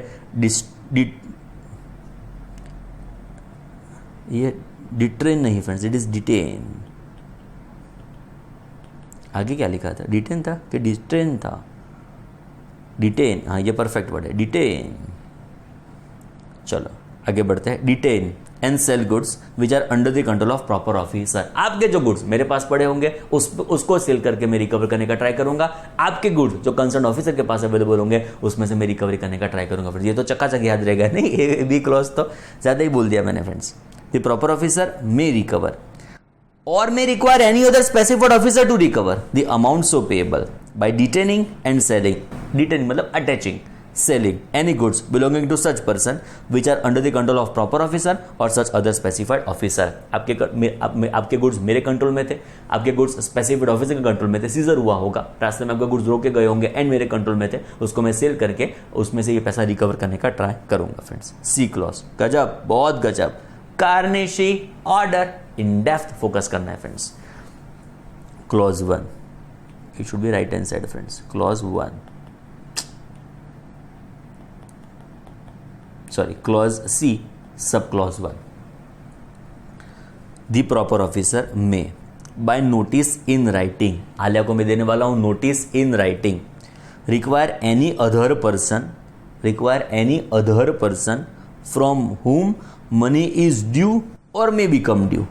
आज ड्यू नहीं है, आपने सेल किया था तो 3 मंथ्स के बाद वो पैसा ड्यू होने वाला है। आज आपका डेटर है, आपके बैलेंस शीट में डेटर तो आज ही है और वो पैसा आज ड्यू नहीं हो रहा है, 3 मंथ्स के बाद ड्यू हो रहा है। कोई डेटर ऐसा है जिसके 3 मंथ्स खत्म हो चुके हैं, तो money is today becoming due और it may become due in future after 3 months. Other person from whom money is due और may become due to such person और हु होल्ड्स, बैंक के पास आपका पैसा ड्यू नहीं है, bank is holding your money और may subsequently hold money for on account of such person. Subsequently hold का मतलब एफडी आज मैच्योर नहीं है, फ्यूचर में मैच्योर होने वाली है, तो तब बैंक आपका पैसा होल्ड करेगी। पता चला? तो आइदर मनी इज ड्यू और may become due, either it is hold और may be holding that particular money. अब इस बार पढ़ो। The proper officer may by notice in writing require any other person from whom money is due or may become due to such person or who holds or may subsequently hold money for on account of such person। तो ऐसे जो भी लोग होंगे जो आपको जिनके पास से आपको पैसा लेना है और लेना हो सकता है, जो आपके लिए मनी होल्ड करते हैं और वो मनी होल्ड कर सकते हैं, उनसे मैं पैसा रिकवर करने का ट्राई करूंगा by way of notice in writing. क्या लिखूंगा नोटिस में कि तुम्हारे डिफॉल्टर तो गजब है, उनके पास बाद में कभी भी ट्रांजैक्शन मत करना, तुम बहुत अच्छे सेफ रहना, ऐसा लिखूंगा नोटिस में? अरे ना, क्या लिखूंगा चेक करो। To pay to the government either forthwith, अभी के अभी पे कर दो, इमीडिएटली पे कर दो, upon the money becoming due और बीइंग हेल्ड और with in time specified in the notice but not being before the money becomes due और इज हेल्ड। एग्जाम्पल के थ्रू समझाऊं, गजब पता चलेगा। देखो एग्जाम्पल मैंने डेवलप किया है फ्रेंड्स। क्या हुआ? डिफॉल्टर, एक्चुअली आलिया डिफॉल्टर नहीं है, डिफॉल्टर तो आप हो, आलिया का नाम चलो यहाँ पे डिफॉल्टर के तौर पे आ गया एंड में क्या हो गया उसका डेटर। मतलब सिंपल वर्ड्स में क्या हुआ था, देखो आप बन गए अभी, आलिया ने मुझे सप्लाई किया था तो स्मिथ उसके लिए क्या बन गया, डेटर। कितने का डेटर हूँ मैं? 5 लाख का डेटर हूँ, उसके बैलेंस शीट में जेन्युइन में 5 लाख का डेटर हूँ फ्रेंड्स। अभी देखो मुझे कितना पैसा पे करना है, तो मुझे 5 लाख पे करना है। Department raised demand on sorry हाँ बरोबर, ये 5 लाख रुपए मैं किसको ओ करता हूँ, सॉरी फ्रेंड्स, ये 5 लाख रुपए मैं किसको ओ करता हूँ, मैं आलिया को 5 लाख रुपए ओ करता हूँ। आलिया मेरे लिए क्रेडिटर है, आलिया के लिए मैं कौन हूँ, डेटर। तो आलिया मुझसे पैसा रिकवर करने वाली है which is 5 lakh of rupees, which is of rupees 5 lakh. अभी देखो department raised demand on Smith, department ने डिमांड स्मिथ के ऊपर कितना रेज किया, तो क्या 8 लाख रुपया। पॉसिबल पॉसिबल ना, मैं ही आलिया को 5 लाख देने के लिए लायबल हूं तो मैं एडिशनल तुमको पे कर दूं 3 लाख रुपया ना। तो friends in case department Smith के ऊपर कितना नोटिस, कौन से अमाउंट की नोटिस इश्यू कर सकती है, हो सकता है ₹5 लाख, मतलब notice can only be of ₹5 lakh, notice 5 lakh के ऊपर जा सकती नहीं है। सेकंड केस में 3 लाख होगा तो ऑब्वियसली 3 लाख का ये नोटिस मुझे है वो बरोबर है, मतलब मुझसे कितना पैसा रिकवर हो सकता है ऐसा वो लिखूं तो बेटर रहेगा फ्रेंड्स। कितना पैसा वो डेटर से रिकवर कर सकता है, कितना पैसा डिपार्टमेंट मुझसे रिकवर कर सकता है। तो जो डिपार्टमेंट मुझ पे रेस करता हो 8 लाख रुपया तो गलत है, मुझसे 5 लाख रुपए रिकवर कर सकता है, बिकॉज मैं इसको ओ कितना करता हूं खाली 5 लाख रुपया, मैं आलिया को ओ कितना करता हूं खाली 5 लाख रुपया, तो 5 लाख रुपए वो डिपार्टमेंट को देने के लिए लायबल है। एंड 3 लाख की नोटिस होगा तो ऑब्वियसली 3 लाख ही मैं देने के लिए लायबल होने वाला हूं फ्रेंड्स। क्लियर? तो ये कंसेप्ट हम यहां पे डिस्कस करेंगे जो मैंने एग्जाम्पल के थ्रू आपको एक्सप्लेन कर दिया कि देखो स्मिथ कितना ओ करता था आलिया को 5 लाख रुपया, डिपार्टमेंट कितनी नोटिस भेजता है डेटर को 8 लाख रुपया, तो ये बरोबर नहीं है ना फ्रेंड्स। 5 लाख मुझसे रिकवर करे बरोबर है, एंड लेटर से 3 लाख की नोटिस को तो 3 लाख रिकवर करे, चिंता करने की जरूरत नहीं है। एक और एग्जांपल, वापस एक बार, आलिया ने स्मिथ को सप्लाई किया था तो स्मिथ क्या हो गया आलिया के लिए डेटर, आलिया कौन है डिफॉल्टर। मैं ये पैसा कब देने के लिए लायबल था, मैं पैसा देने के लिए लायबल था 14 फरवरी 2021। मैं ये पैसा आलिया को कब देने के लिए लायबल था, I was liable to pay this amount to Alia on 14 February 2021। ये पैसा मैं आलिया को पे करने के लिए लायबल था। चेक करो, amount payable by Smith to Alia is on 14 February 2021। Department ये रेस करता है कि स्मिथ तो 10 जनवरी को पे कर दे, तो मैं क्या बोलूंगा, आई एम सो सॉरी, मैं 10 जनवरी को नहीं पे कर सकता, मैं 14 फरवरी को ही पे करूंगा। मैं ऐसा बोलूं उसमें 100% लीगालिटी है, कोई चिंता करने की जरूरत नहीं है फ्रेंड्स। क्लियर? तो डिपार्टमेंट कैन रिकवर ऑन, कभी रिकवर मुझसे कर सकती है, पहले केस में it would be friends on 14 February 2021 को ये पैसा रिकवर कर सकती है। यहाँ पे भी कब रिकवर कर सकती है, 14 फरवरी 2021, मतलब 14 फरवरी के पहले डिपार्टमेंट ये पैसा मुझसे रिकवर नहीं कर सकता, वो तो फॉर श्योर आंख बंद करके आप बोल सकते हो फ्रेंड्स। ऐसा क्लियर? मतलब 14 फरवरी के पहले डिपार्टमेंट कभी भी ये पैसा मुझसे रिकवर कर सकता नहीं है। दो चीज़ हमने देखी, जितना मैं आलिया का डेटर हूँ उससे ज़्यादा पैसा डिपार्टमेंट मुझसे रिकवर नहीं कर सकता, जब मुझे आलिया को ये पैसे देने हैं उससे पहले डिपार्टमेंट मुझसे ही रिकवर नहीं कर सकता। आई थिंक आप समझ गए फ्रेंड्स जो मैं समझाना चाहता हूं। आपके एंगल से देखो तो आप डिफॉल्टर थे, आलिया आपकी डेटर थी, आलिया आपको देने के लिए लायबल है 5 लाख रुपया, तो एज ए डिपार्टमेंट में उनको आलिया से 5 लाख से ऊपर रिकवरी नहीं कर सकता। आलिया आपको कब देने वाली थी पैसा, 14 फरवरी को, तो उसके पहले मैं उनसे पैसा रिकवर कर सकता नहीं। आई थिंक पता चला फ्रेंड्स। क्लियर? चलो चेक करो, वापस पढ़ लेता हूं। टू पे, नोटिस में क्या लिखा होगा, to pay to government either forthwith, अभी कभी इमीडिएटली पे कर दो। मैं आलिया को बोलूंगा आलिया चल अभी कभी पे कर दे, अपॉन मनी बिकमिंग ड्यू और बीइंग हेल्ड और with in such time specified in notice but not before money becomes due और इज हेल्ड, मतलब मनी जब तक आपको ड्यू नहीं होता है उसके पहले मैं ये पैसा रिकवर कर सकता नहीं। यहां पे हमारा एग्जाम्पल 2 सेट हुआ। क्लियर? 14 फरवरी के पहले मैं उनसे पैसा रिकवर कर सकता नहीं हूं। कितना पैसा, so much of the money as is sufficient to pay amount due from such person, कितना पैसा उनसे रिकवर करूंगा, जितना आपने डिफॉल्ट किया है उतना उनसे रिकवर करूंगा, और whole of the amount when it is equal to or less than that amount।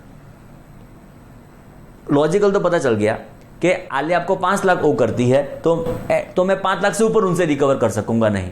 मुझे आपसे 3 लाख ही लेने हो तो 3 लाख ही रिकवर करूंगा, 5 लाख रिकवर का एडवांस में थोड़ी आप मुझे थोड़ी पता होगा एडवांस में डिफॉल्ट करने वाले हो। पता चला? आलिया आपके लिए कितने अमाउंट की डेटर है, 5 लाख रुपया, मुझे आपसे रिकवरी 3 लाख रुपए करने हो तो मैं 3 लाख ही रिकवर करूंगा, 5 लाख रिकवर कर लूंगा कि 2 लाख का आप फ्यूचर में डिफॉल्ट करने वाले हो एडवांस में रिसीव कर लूंगा ना, तो मैं 3 लाख ही रिसीव कर सकता हूं। पॉइंट नंबर 2, मैं आपसे 7 लाख ओ करता हूं तो इनसे 5 लाख ही रिकवर कर सकता हूं मैक्सिमम। क्लियर? चलो चेक करो, so much of the amount as is sufficient to pay amount due from such person, जितना मुझे आपसे रिकवर करना है उतना पैसा उनसे रिकवर कर सकता हूं, और whole of the money when it is equal to और less than that amount. I think पता चल गया फ्रेंड्स आपको। क्लियर? एक एग्जांपल डेवलप करना हो तो हम कर सकते हैं। देखो सिंपल सा एग्जांपल है जो हम डेवलप कर देते हैं आपके क्लैरिटी के लिए फ्रेंड्स। देखो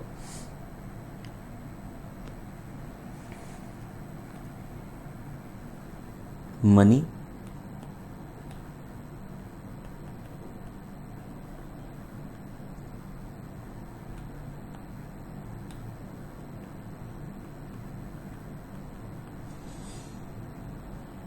अमाउंट डिफॉल्टेड ऐसा लिख दो फ्रेंड्स, बेस्ट रहेगा।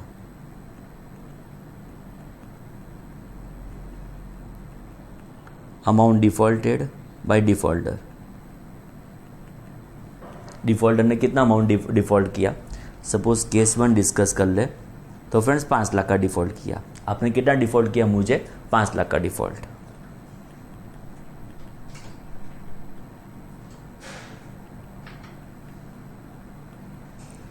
आपका डेटर कितने का है, आपका डेटर है 7 लाख रुपया।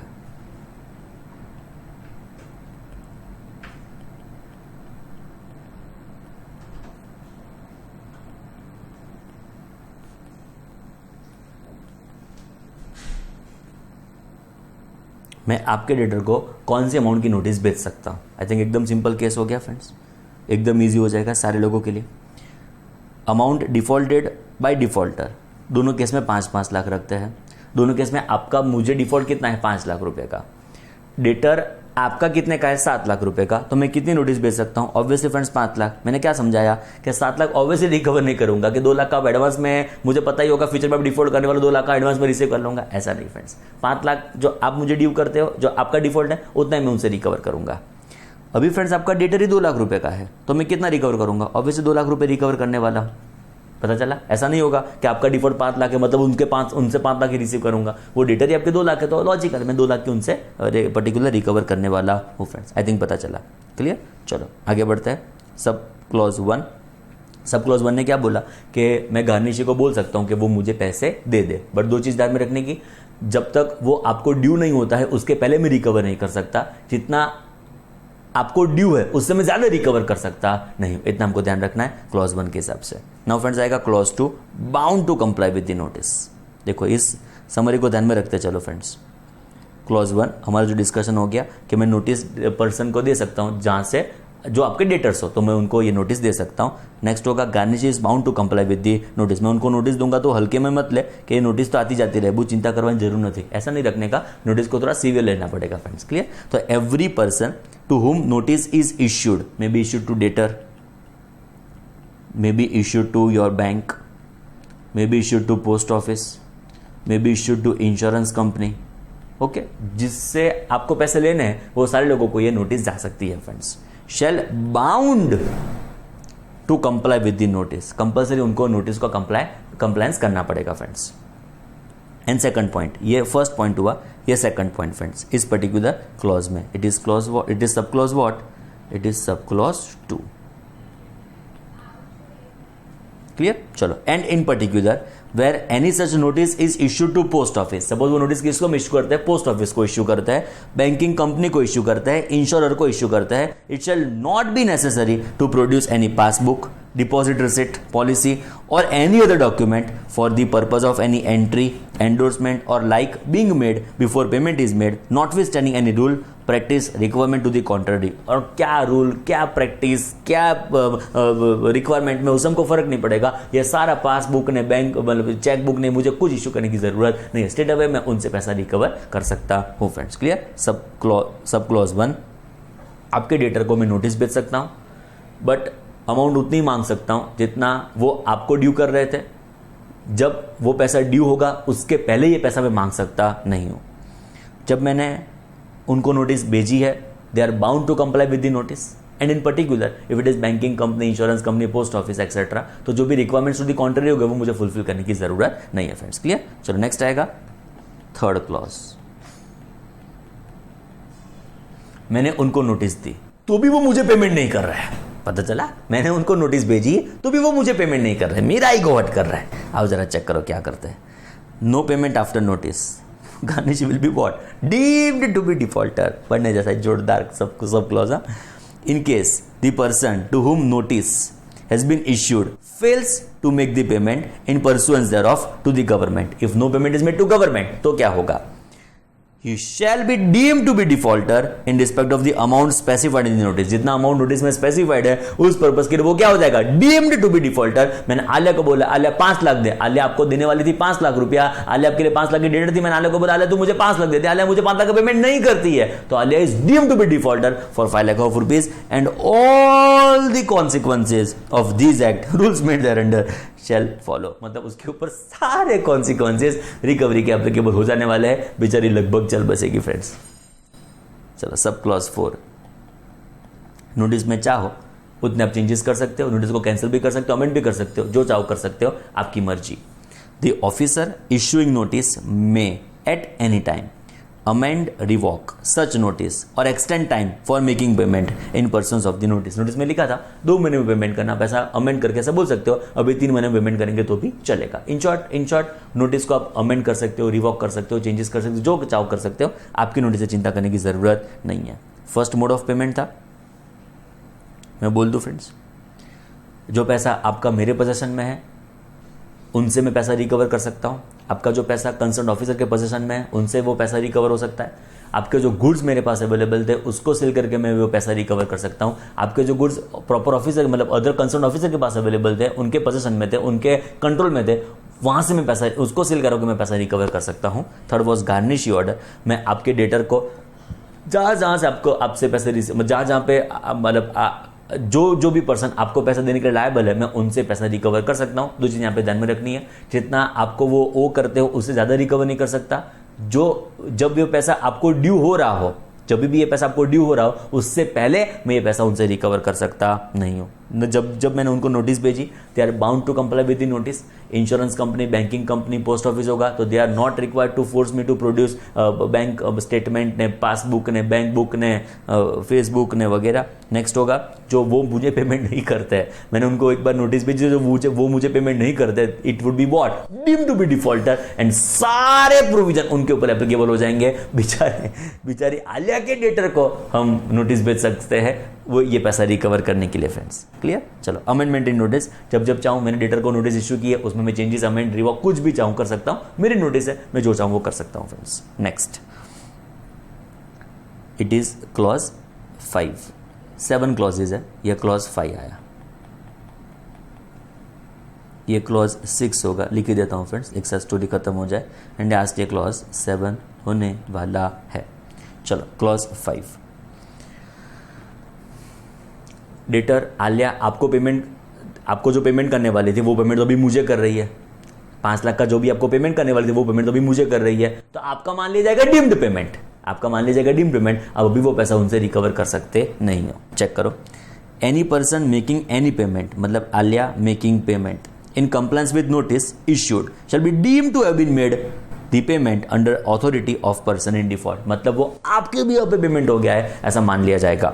And such payment being credited to the government shall be deemed to constitute a good and sufficient discharge of liability of such person, मतलब वो पैसा मैं आपसे भी रिकवर नहीं करने वाला। समझे आप? आलिया ने जो मुझे पेमेंट किया वो आपके बिहाफ पे पेमेंट कर दिया and it is good and sufficient discharge of your liability to person in default to extend of the amount specified in the receipt. ये पैसा मैं आपसे भी रिकवर नहीं करूंगा एंड वो पैसा आप भी आलिया से रिकवर कर सकते नहीं हो फ्रेंड्स। बोलो क्लियर? चकाचक एकदम रेडी। मैंने आलिया को नोटिस भेजी कि आलिया वो मुझे पेमेंट करे, 5 लाख का पेमेंट मुझे करे, आपने उसको इमोशनल अत्याचार करके ऐसा बताया कि आपने सब कुछ उसके लिए लाइफ में किया है, आलिया कन्विंस हो गई, आलिया ने इमोशनल फूल होकर आपको पेमेंट कर दिया, आलिया की पर्सनल लायबिलिटी क्रिएट होगी for the purpose of this payment. गजब हो जाएगा फ्रेंड्स।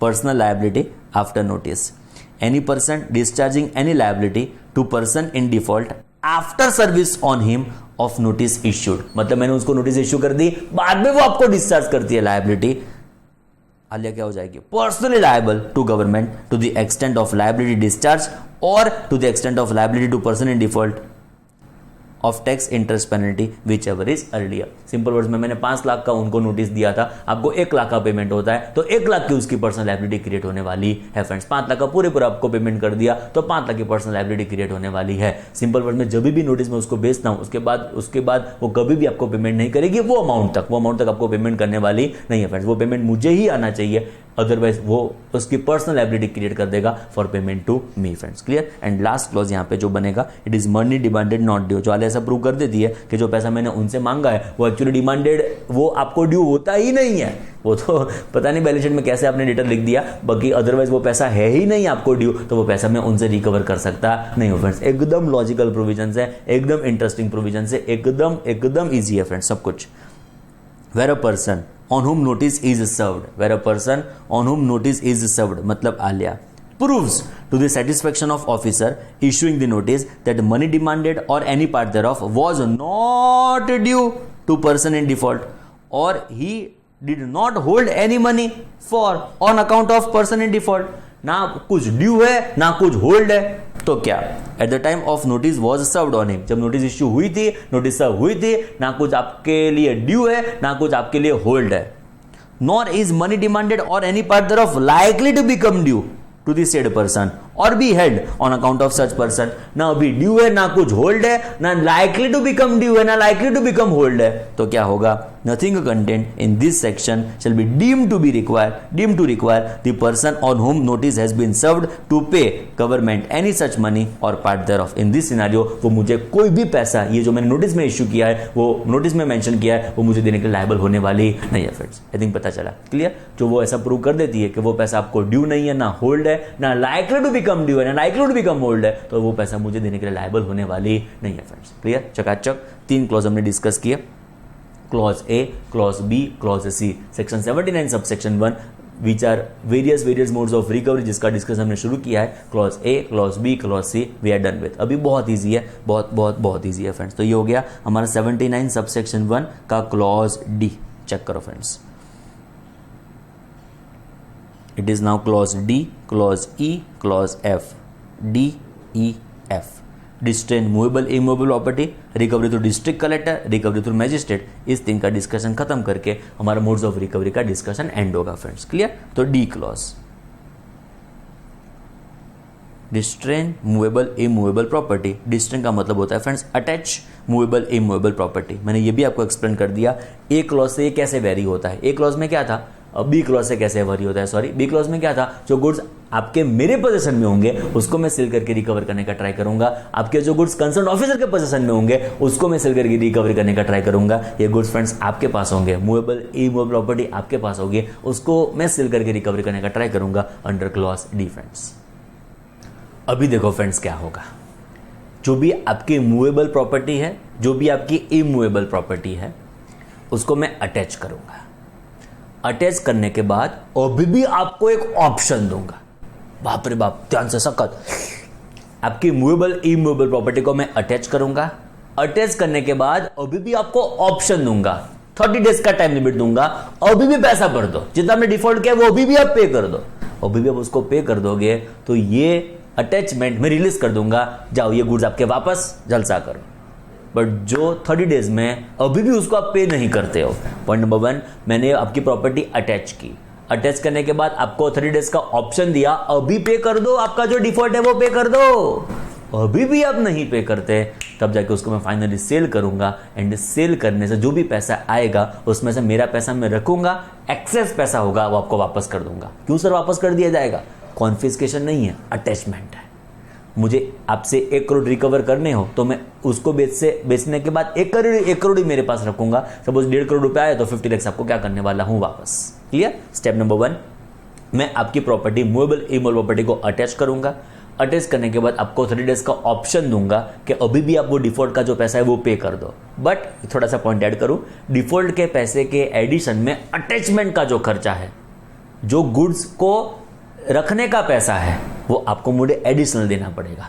1 करोड़ सपोज मुझे आपसे रिकवर करने थे, वो तो पे करने ही करने हैं, पर जो अटैचमेंट का खर्चा हुआ, जो गुड्स रखने का खर्चा हुआ, वो भी मैं आपसे रिकवर करूंगा 30 डेज में, जो भी आप पे कर देते हो तो। बट सपोज 30 डेज में आप उसका पेमेंट नहीं करते हो तो मैं फाइनली उसको बेच दूंगा। एंड बेचने के बाद क्या क्या मैं रखूंगा, एक तो जो ओरिजिनल आपका डिफॉल्ट है वो, प्लस जो मैंने अटैच किया था उसका कॉस्ट, जब मैंने रखा था उसका कॉस्ट, जब मैंने सेल किया उसका जो भी कॉस्ट होगा, सारा कॉस्ट रिकवर करके जो एक्सेस बचेगा वो आपको वापस करने वाला हूं फ्रेंड्स। बोलो क्लियर।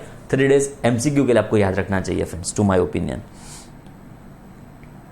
ये 30 डेज, सॉरी ये 30 डेज। चलो चेक करो। The proper officer may in accordance with rules to be made in this behalf distrain मतलब attach any movable or immovable property belonging to or under the control of such person. If it is belonging to or under control of you तो उसको मैं attach कर सकता हूं, may be movable may be immovable property, and detain the same until amount payable is paid।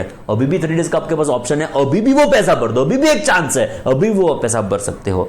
And in case any part of this said amount payable, जो पैसा आपको मुझे पे करना था वो, और द कॉस्ट ऑफ डिस्ट्रेस जो मैंने अटैचमेंट किया उसका कॉस्ट, और keeping goods remains unpaid for 30 days next after such distress. Distress का मतलब अटैचमेंट, अटैचमेंट के 30 डेज में आपको मुझे क्या क्या पे करना है, एक तो ओरिजिनल जो डिफॉल्ट अमाउंट का किया था वो, plus cost of attachment plus cost of keeping goods. जितना नहीं पे करते हो आप तो ऑफिसर क्या करेगा, officer may cause this said property to be sold. अभी प्रॉपर्टी आपकी गई, आओ जो bye bye tata, property sale हो गई।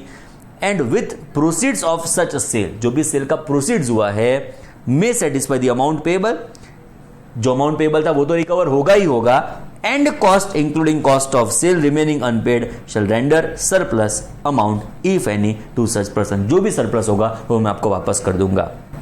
फ्रेंड्स मुझे यहाँ पे रेफरेंस करना है, क्रॉस रेफरेंस देना है सेक्शन 130 का। एग्जैक्ट यहाँ पे सरप्लस के पास में लिखता हूँ रेफरेंस सेक्शन 130, ये चैप्टर हमको पता है, which is friends offences and penalties confiscation.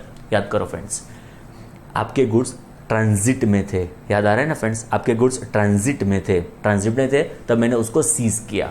Scissor होने के बाद विद इन 14 डेज आपको छुड़वाने के लिए आना है। याद आया विद इन 14 डेज आपको छुड़वाने के लिए आना है। जो छुड़वाने के लिए 14 डेज से कभी टाइम लिमिट कम भी हो सकता है, याद आया ना फ्रेंड्स आपको। तो 14 डेज में आपको गुड्स छुड़वाने के लिए आना है। जब आप छुड़वाने के लिए नहीं आते हो तो उस गुड्स का मैं कर दूंगा कॉन्फिस्केशन, मतलब प्रॉपर्टी मेरी होगी, अटैचमेंट मैंने कर दिया, ओनरशिप मेरी ट्रांसफर होगी। अभी ये कॉन्फिस्केटेड गुड्स अभी भी आपके पास वापस आ सकते हैं, अभी भी आपके हो सकते हैं। आपको पे करना पड़ेगा fine in lieu of confiscation, जिसको बोलेंगे क्या, रिडेम्पशन फाइन। क्लियर? कितने टाइम में आपको आना पड़ेगा, याद करो वहां पे 3 मंथ्स का टाइम लिमिट था। आपके गुड्स एक बार कॉन्फिस्केट हो जाते हैं, उसके विद इन 3 मंथ्स आप मतलब उसके 3 मंथ्स में आप पेमेंट कर देंगे तो आपका ये पैसा, आपके गुड्स आपके वापस हो सकते हैं। पर जो 3 मंथ्स में आपने पैसा नहीं पे किया, रिडेम्पशन फाइन आपने नहीं पे किया, उसका जो भी इंटरेस्ट टैक्स पेनल्टी जो भी आपने फुल पेमेंट नहीं किया, वो गुड्स वो बेच देंगे। एंड बेचने के बाद तो मैंने वापस समझाया था, तब मैंने ध्यान से बोला था, ध्यान हो आपका, तो याद करो कि जो भी आपने वहां पे कॉन्फिस्केटेड गुड्स बेच दिए उसका सारा का सारा पैसा डिपार्टमेंट गवर्नमेंट अपने पास रखेगा। एक भी जो भी एक्सेस पैसा होगा वो आपको वापस नहीं मिलने वाला। क्यों वापस नहीं मिलने वाला? बिकॉज गुड्स का कॉन्फिस्केशन हो चुका है, गुड्स की ओनरशिप ट्रांसफर हो चुकी है, तो आपको कुछ एक्सेस पैसा वापस मिलने वाला नहीं है। फ्रेंड्स यहां पे क्या हुआ पता चला आपको? यहां पे ऐसा हुआ कि जो भी पैसा एक्सेस होगा वो आपको वापस कर दिया जाएगा। हाँ, ओरिजिनल आपसे जो टैक्स ड्यू था वो तो रिकवर होगा ही होगा, ओरिजिनल जो अमाउंट ड्यू थी वो तो रिकवर होगा ही होगा, plus cost of distress, plus cost of keeping goods, plus cost of sale, सारा रिकवर होगा। बट एक्सेस पैसा आपको वापस मिलेगा बिकॉज यहां पे कॉन्फिस्केशन नहीं है, यहां पे जस्ट अटैचमेंट है। आई थिंक होपफुली आपको सब कुछ पता चला friends. Clear? 4 modes of recovery हमारी होगी, 6 तक पहुंचना है, 4 हमने डिस्कस कर दिए। फर्स्ट वॉज बोलो आपके पैसे जो मेरे पोजीशन में है, आपके पैसे जो कंसर्न ऑफिसर के पोजीशन में, उससे मैं रिकवर करने का ट्राई करूंगा। पॉइंट नंबर 2, आपके जो गुड्स मेरे पास हो, आपके गुड्स जो कंसर्न ऑफिसर के पास हो, उसमें से रिकवरी करने का ट्राई करूंगा। गार्निशी ऑर्डर, कितना जोरदार पॉइंट था, गार्निशी ऑर्डर। नेक्स्ट वाज मतलब distrain, movable immovable property, attach movable immovable property. Attach करने के बाद अभी भी आपको ऑप्शन दूंगा, 3 डेज में पैसा पे कर दो, नहीं पे करते हो तो मैं उसको सेल कर दूंगा, एक्सेस पैसा आपको वापस कर देने वाला हूं फ्रेंड्स। क्लियर? चकाचक ready. Next is recovery through district collector, जो मैंने आपको पहले समझाया फ्रेंड्स कि जो आपकी प्रॉपर्टी गोवा में है, मैं अहमदाबाद में बिलोंग करता हूं, हम अहमदाबाद से बिलोंग करते हैं, आप यहां पे टैक्सेबल पर्सन थे, पर आपकी कोई प्रॉपर्टी एग्जांपल के तौर पे गोवा में थी, तो मैं गोवा जाऊंगा, वैकेशन मनाने के लिए जाऊंगा, आपकी प्रॉपर्टी सेल करने के लिए नहीं जाऊंगा, तो वहां के डिस्ट्रिक्ट कलेक्टर को मैं टैक्स सर्टिफिकेट दे दूंगा, उस टैक्स सर्टिफिकेट के बेसिस के ऊपर आपकी प्रॉपर्टी वहां पे सेल कर देगा। प्रॉपर्टी सेल करने से जो भी पैसा आएगा वो मुझे यहाँ पे पास ऑन करने वाला है फ्रेंड्स। क्लियर? तो it is recovery through district collector, हमारा हो गया clause E, it was clause D, now it is clause ई। हमारा 5th mode of recovery, recovery through district collector. ध्यान से, the proper officer may prepare a certificate signed by him specifying amount due from such person and send it to collector of district in which such person owns any property or resides or carries on his business to any officer authorized by government। मतलब समझो, proper officer क्या करेगा, district collector को क्या authorised officer को notice भेजेगा जिसमें tax amount लिखी होगी, सर्टिफिकेट भेजेगा जिसमें टैक्स अमाउंट लिखी होगी, जो मैं आपसे रिकवर करना चाहता हूं, जहां पे आप रहते हो, जहां पे आपकी प्रॉपर्टी है, वो डिस्ट्रिक्ट कलेक्टर को ये मैं नोटिस भेज सकता हूं। एंड सेड कलेक्टर और द सेड ऑफिसर, ये जो ऑफिसर होगा वो सेड ऑफिसर, ये जो कलेक्टर था वो ये collector, on receipt of such certificate, उसको बोलेंगे tax certificate, shall proceed to recover from such person the amount specified thereunder as if it were arrears of land revenue. मतलब वो पैसा, वो प्रॉपर्टी बेचने से जो भी आएगा वो मुझे ट्रांसफर कर देने वाला है, गवर्नमेंट अकाउंट में डिपॉजिट हो जाने वाला है। मतलब जहां पे आपकी प्रॉपर्टी है उसके डिस्ट्रिक्ट कलेक्टर के थ्रू भी मैं ये पैसा रिकवर करवा सकता हूं, वहां से भी ये पैसा मैं वापस वो रिकवर कर सकता हूं। Friends clear? 5 mode of recovery हो गई। बोलो first it was what? Number 1, जो पैसा आपका मेरे पास है, जो आपका पैसा कंसर्न ऑफिसर के पास है, उसमें से रिकवरी करने का ट्राई करूंगा। पॉइंट 2 मतलब क्लॉज बी, जो गुड्स आपके मेरे पास है, जो गुड्स आपके कंसर्न ऑफिसर के पास है, उसमें से मैं रिकवरी करने का ट्राई करूंगा। Clause C, it was garnish order, जो सबसे इंपॉर्टेंट था। Next was in relation to distrain movable immovable property. Next is recovery through district collector. Friends and friends, last mode of recovery है, it is in clause F, which is recovery through magistrate. ABCDEF 6 अलग अलग modes थे, उसमें से last mode है recovery through magistrate. Friends देखो अभी क्या होता है फ्रेंड्स, सिविल कोर्ट का जो जज होता है ना, उसको मैजिस्ट्रेट बुलाते हैं। अभी देखो क्या हुआ फ्रेंड्स, देखो ये हमारा मैजिस्ट्रेट है, प्रॉपर ऑफिसर इसको एप्लीकेशन करेगा, बरोबर समझ लेना फ्रेंड्स। प्रॉपर ऑफिसर इसको एप्लीकेशन करेगा, एप्लीकेशन करके बोलेगा ये जरा टैक्स का अमाउंट जरा रिकवर करके दो ना प्लीज मैजिस्ट्रेट भैया, ये पैसा जरा रिकवर करके दो ना। तो फ्रेंड्स मैजिस्ट्रेट कोई भी डिफॉल्टर के ऊपर, प्लीज समझो, कोई भी डिफॉल्टर के ऊपर जब फाइन इंपोज करता है तो वो फाइन कैसे रिकवर कर सकता। सपोज वो डिफॉल्टर ने फाइन नहीं पे किया तो वो फाइन कौन से मोड से रिकवर हो सकता है, उसका detailing code of criminal procedure 1973 में हमारे पास अवेलेबल है। तो मैजिस्ट्रेट ने लगाया हुआ फाइन जो डिफॉल्टर ना पे करे तो कौन सी मेथड से उसको हम रिकवर कर सकते हैं, उसका डिटेलिंग है कोड ऑफ क्रिमिनल प्रोसीजर 1973। तो फ्रेंड्स सिमिलरली जो प्रॉपर ऑफिसर एप्लीकेशन करेगा मैजिस्ट्रेट को कि ये मेरा टैक्स का जो ड्यूज है वो मुझे डिफॉल्टर से लेना बाकी है, सर तुम मुझे रिकवर करके दो ना। तो ये मैजिस्ट्रेट एज इफ ये फाइन है, एज इफ मैजिस्ट्रेट ने डिफॉल्टर के ऊपर लगाया फाइन है, सिमिलरली वो टैक्स भी उससे रिकवर कर सकता है। जैसे ये फाइन लगाता एंड वो ना पे करता तो कैसे रिकवरी होती, सिमिलरली ये टैक्स की भी रिकवरी उस मोड से होने वाली है बाय मैजिस्ट्रेट। Friends clear? तो एक बार आप वापस एक बार वो LLB वाला कोर्स कर लो फ्रेंड्स, तो पता चल जाएगा कि what is exactly code of criminal procedure 1973। GST purpose के लिए इतना याद रखो फ्रेंड्स कि मैजिस्ट्रेट के थ्रू भी ये रिकवरी हो सकती है, which is last mode which we may use और विच डिपार्टमेंट में use for the purpose of recovery of tax dues. Friends ध्यान से, notwithstanding anything contained in Code of Criminal Procedure 1973, the proper officer may file application to appropriate magistrate, and such magistrate shall proceed to recover from such person the amount specified thereunder as if it were fine imposed by him। ये magistrate लगाया हुआ fine ही था, वो कैसे recover होता, similarly ये tax का पैसा भी उसके थ्रू हम रिकवर कर सकते हैं। फ्रेंड्स कुछ खास पॉइंट नहीं है, सिंपल पॉइंट था फ्रेंड्स। क्लियर? तो अलग अलग हमने जो डिस्कशन खत्म किया, it was friends in relation to section 79 which is different modes of recovery. Friends उसका एक फास्टेस्ट रिकैप्चुलेशन करके उसको हम यहाँ पे कंक्लूड करेंगे, विच is different modes of recovery. 79 खत्म नहीं हुए, 79 के और 3 सबसेक्शन बाकी है, सबसेक्शन 2, सबसेक्शन 3, सबसेक्शन 4, उसको डिस्कस करेंगे फ्रेंड्स। बट वो बहुत लॉजिकल, बहुत कंटेंट उसका कम है, जो मेजर कंटेंट था वो हमने अभी कंक्लूड कर दिया फ्रेंड्स। चलो फास्टेस्ट एक बार रिकैप्चुलेशन कर देते हैं वेरियस मोड्स ऑफ रिकवरी जो फ्रेंड्स हमारे पास अवेलेबल है अंडर सेक्शन 79। क्लियर? शुरू करते हैं सेक्शन 79। फ्रेंड्स फर्स्ट दो एकदम सिंपल, जो आपका पैसा मेरे पास पड़ा था, मैं फ्रेंड्स डिपार्टमेंट हूं, आप डिफॉल्टर, ओके, तो आपका पैसा जो मेरे पास पड़ा था मैं उसमें से रिकवर करने का ट्राई करूंगा। आपका जो पैसा कंसर्न ऑफिसर के पास पड़ा था मैं उसमें से रिकवर करने का ट्राई करूंगा। आपके जो गुड्स मेरे पास अवेलेबल थे उसको सेल करके मैं लेटर से उसमें से रिकवर करने का ट्राई करूंगा। आपका जो गुड्स है वो लेटर से और कंसर्न ऑफिसर के पास अवेलेबल है उसको सेल करने से हम रिकवर करने का ट्राई करेंगे। नेक्स्ट फ्रेंड्स गार्निशी ऑर्डर, बाप रे बाप कितना जोरदार पॉइंट, गार्निशी ऑर्डर। चलो एक बार फास्टेस्ट चेक कर लेते हैं। गार्निशी ऑर्डर में डेटर आपकी आलिया थी, आई थिंक ये तो बहुत चकाचक रेडी हो चुका होगा फ्रेंड्स आपके मन में, डेटर आपकी आलिया थी तो मैं आलिया को बोलूंगा आलिया आलिया पैसा मुझे दे दे, पैसा मुझे दे दे, आपको इनको पे करने की जरूरत नहीं है फ्रेंड्स। दो चीज उसमें ध्यान में रखनी है, जितना पैसा मुझे आपसे रिकवर करना है उससे ज्यादा मैं उनसे रिकवर नहीं कर सकता, आपके डेटा से रिकवर नहीं कर सकता। जब जब जब ये आपको देने के लिए लायबल है, जब ये आपको पैसा देने के लिए लायबल है, उसके पहले ये पैसा मैं रिकवर कर सकता नहीं फ्रेंड्स, इतना हमको ध्यान में रखना है। नेक्स्ट आएगा फ्रेंड्स, जब bank, insurance company, post office वगैरह की बात आएगी, वहां पे पासबुक ने, पासबुक ने, चेकबुक ने, ये सब मुझे प्रोवाइड करने की जरूरत नहीं है फ्रेंड्स। देखो गार्निश जो मुझे पेमेंट नहीं करता है, मैंने आलिया को बोला आलिया चल मुझे पेमेंट कर दी, डिफॉल्टर को पेमेंट करने की जरूरत नहीं है, सपोज वो डिफॉल्ट करती है तो she is deemed to be defaulter, जो कॉन्सिक्वेंस मैंने आपके ऊपर क्रिएट किया 79(1) के, वो उसके ऊपर मैं शुरू करने वाला हूं। नेक्स्ट आएगा फ्रेंड्स, नोटिस में कोई भी मैं चेंजेस अमेंडमेंट कर सकता हूं, कोई चिंता करने की जरूरत नहीं है फ्रेंड्स। नेक्स्ट आएगा,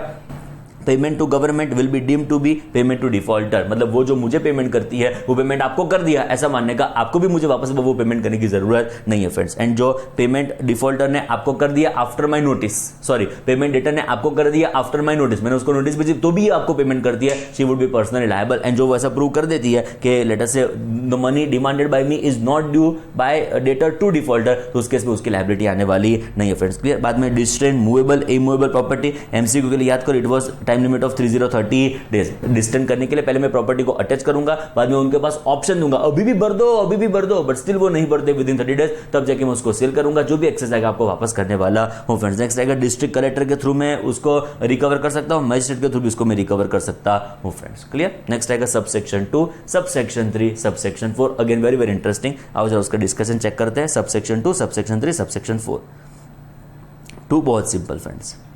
एक वर्ड हमने डिस्कस किया था फ्रेंड्स, आपको याद हो तो बॉन्ड, कब डिस्कस किया था याद है? It was assessment audit chapter, उसमें डिस्कस किया था प्रोविजनल असेसमेंट, उसमें ये बॉन्ड आया था फ्रेंड्स।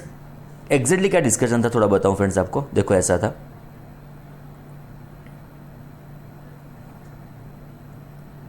डिस्कशन ऐसा था फ्रेंड्स, यहां पे लिख देता हूं, चलो डिस्कशन ऐसा था फ्रेंड्स, देखो कि अभी प्रोविजनल असेसमेंट एग्जांपल के तौर पे उसने अभी कितना किया, अभी उसने किया लगभग रुपये, उसने बोला स्मिता अभी तो 10,000 रुपीज का पेमेंट कर दे, बट तेरी लायबिलिटी फ्यूचर में आ सकती है एग्जांपल के तौर पे 40,000। ओके तो फ्रेंड्स मुझे इतना पे करवाएगा, 10,000 मुझे पे करवा देगा, पर वो बोलेगा मुझे फ्यूचर में तेरी लायबिलिटी 40,000 रुपीज आ सकती है, वो प्रपोज करता है कि 40,000 की लायबिलिटी फ्यूचर में आ सकती है, तो 30,000 रुपीज का मैं क्या साइन करूंगा, बॉन्ड। याद आ रहा है फ्रेंड्स? बॉन्ड का मतलब मैंने आपको तभी भी आपको समझाया था, ये बॉन्ड का मतलब ऐसा नहीं होगा कि मुझे कोई गोल्ड बॉन्ड्स डिपॉजिट करने हैं, मुझे एक्स लिमिटेड के बॉन्ड्स वहां पे जाके डिपॉजिट करने हैं, ये जब फ्रेंड्स खाली सिग्नेचर होती है, जो आपको आप अंडरटेकिंग होती है जिसमें आप सिग्नेचर करते हो, का मतलब जब भी सपोज ये बॉन्ड का पैसा आप डिपार्टमेंट को नहीं पे करोगे, डिपार्टमेंट आपके पास रिकवरी कर सकता है ये पर्टिकुलर अमाउंट की जो बॉन्ड में मेंशन की होगी फ्रेंड्स। बोलो क्लियर? इतना हमको हमारे मन में क्लियर है कि बॉन्ड का मतलब क्या, इट इज अंडरटेकिंग कि आप वो पैसा गवर्नमेंट को पे करने वाले हो।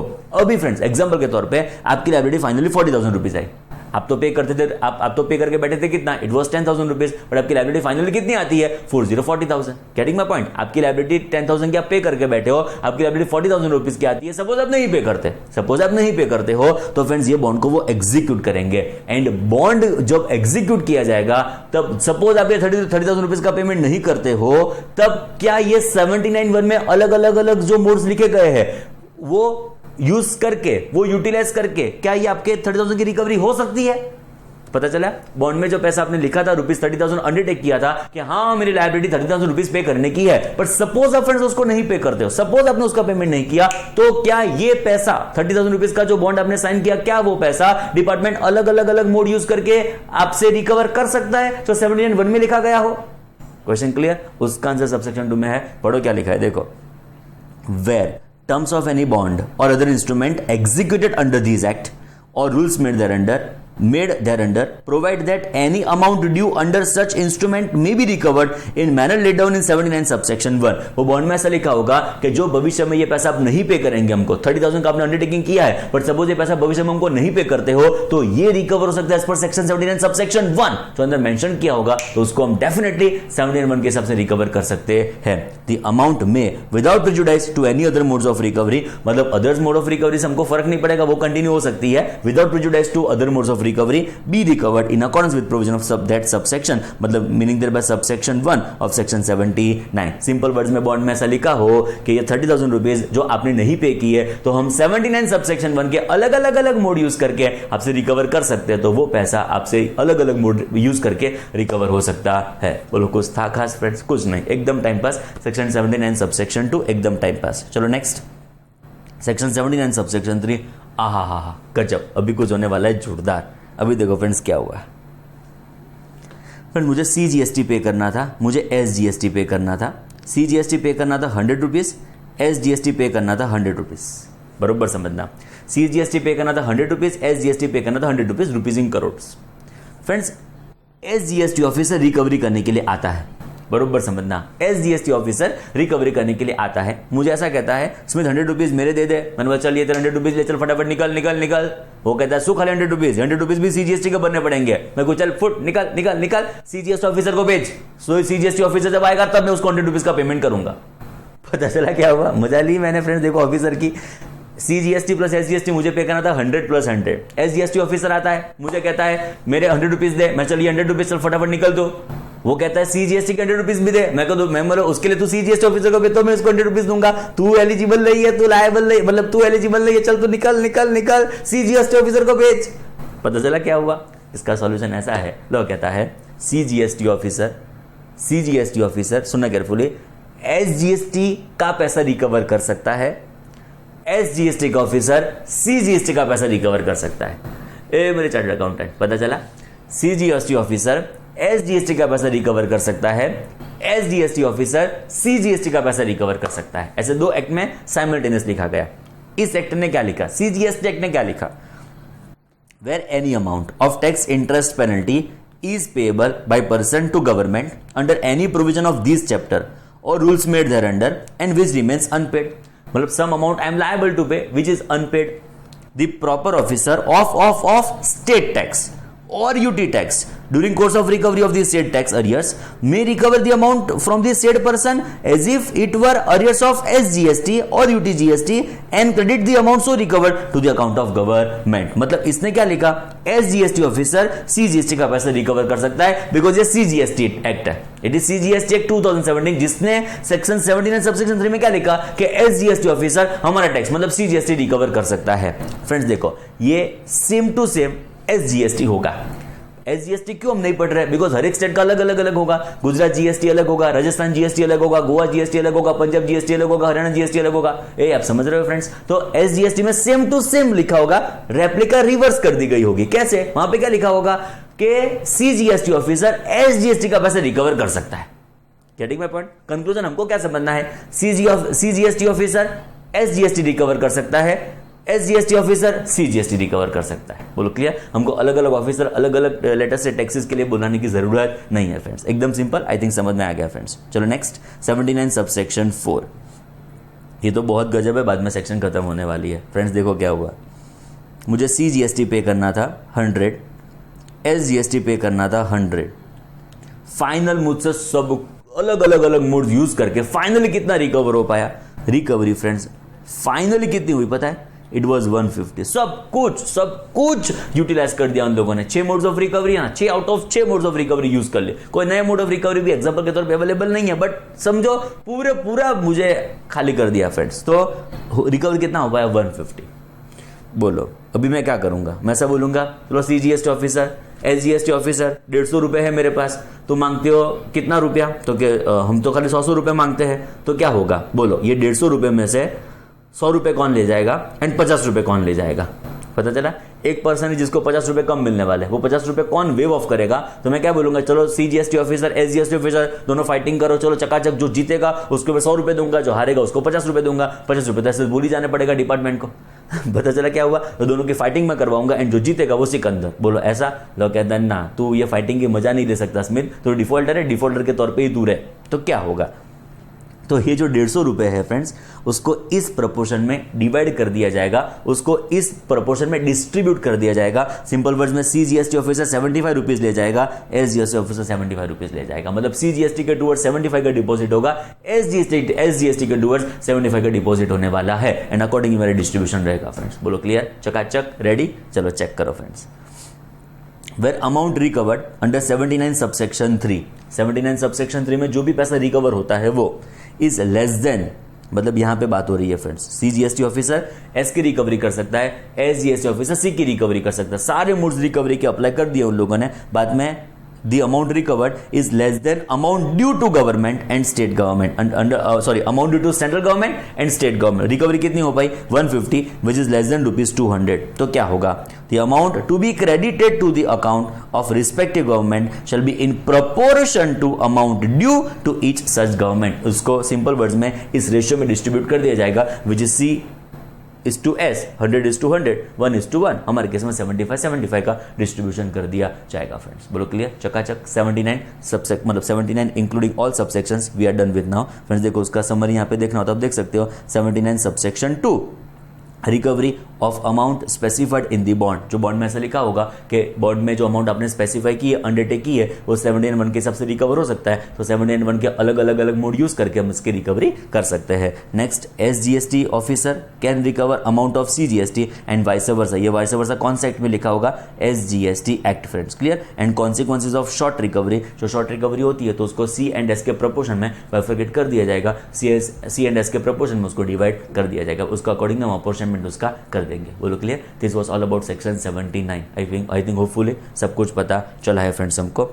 एक काम करते हैं, इसके हम एग्जांपल्स पहले देख लेते हैं फ्रेंड्स, एंड बाद में आई थिंक उसका रीडिंग करेंगे, वो बेटर रहेगा फ्रेंड्स। क्लियर। ये हमारा सेक्शन 79 है जिसका इन डेप्थ डिस्कशन हमने कर दिया फ्रेंड्स। मेजोरिटी जो मैंने प्रिंट किया है वो डायरेक्ट ही था, मतलब ये और जो हमारी स्लाइड है वो लगभग रेप्लिका ही है फ्रेंड्स, पर तो भी एक बार फास्टेस्ट उसका हम रीडिंग कर लेंगे जिससे आप उसके भी यूज टू हो जाओ फ्रेंड्स। क्लियर। चलो इसके पहले एग्जाम्पल सॉल्व कर लेते हैं, बाद में लाइफ में आगे बढ़ते हैं। चलो हमारा फर्स्ट एग्जाम्पल,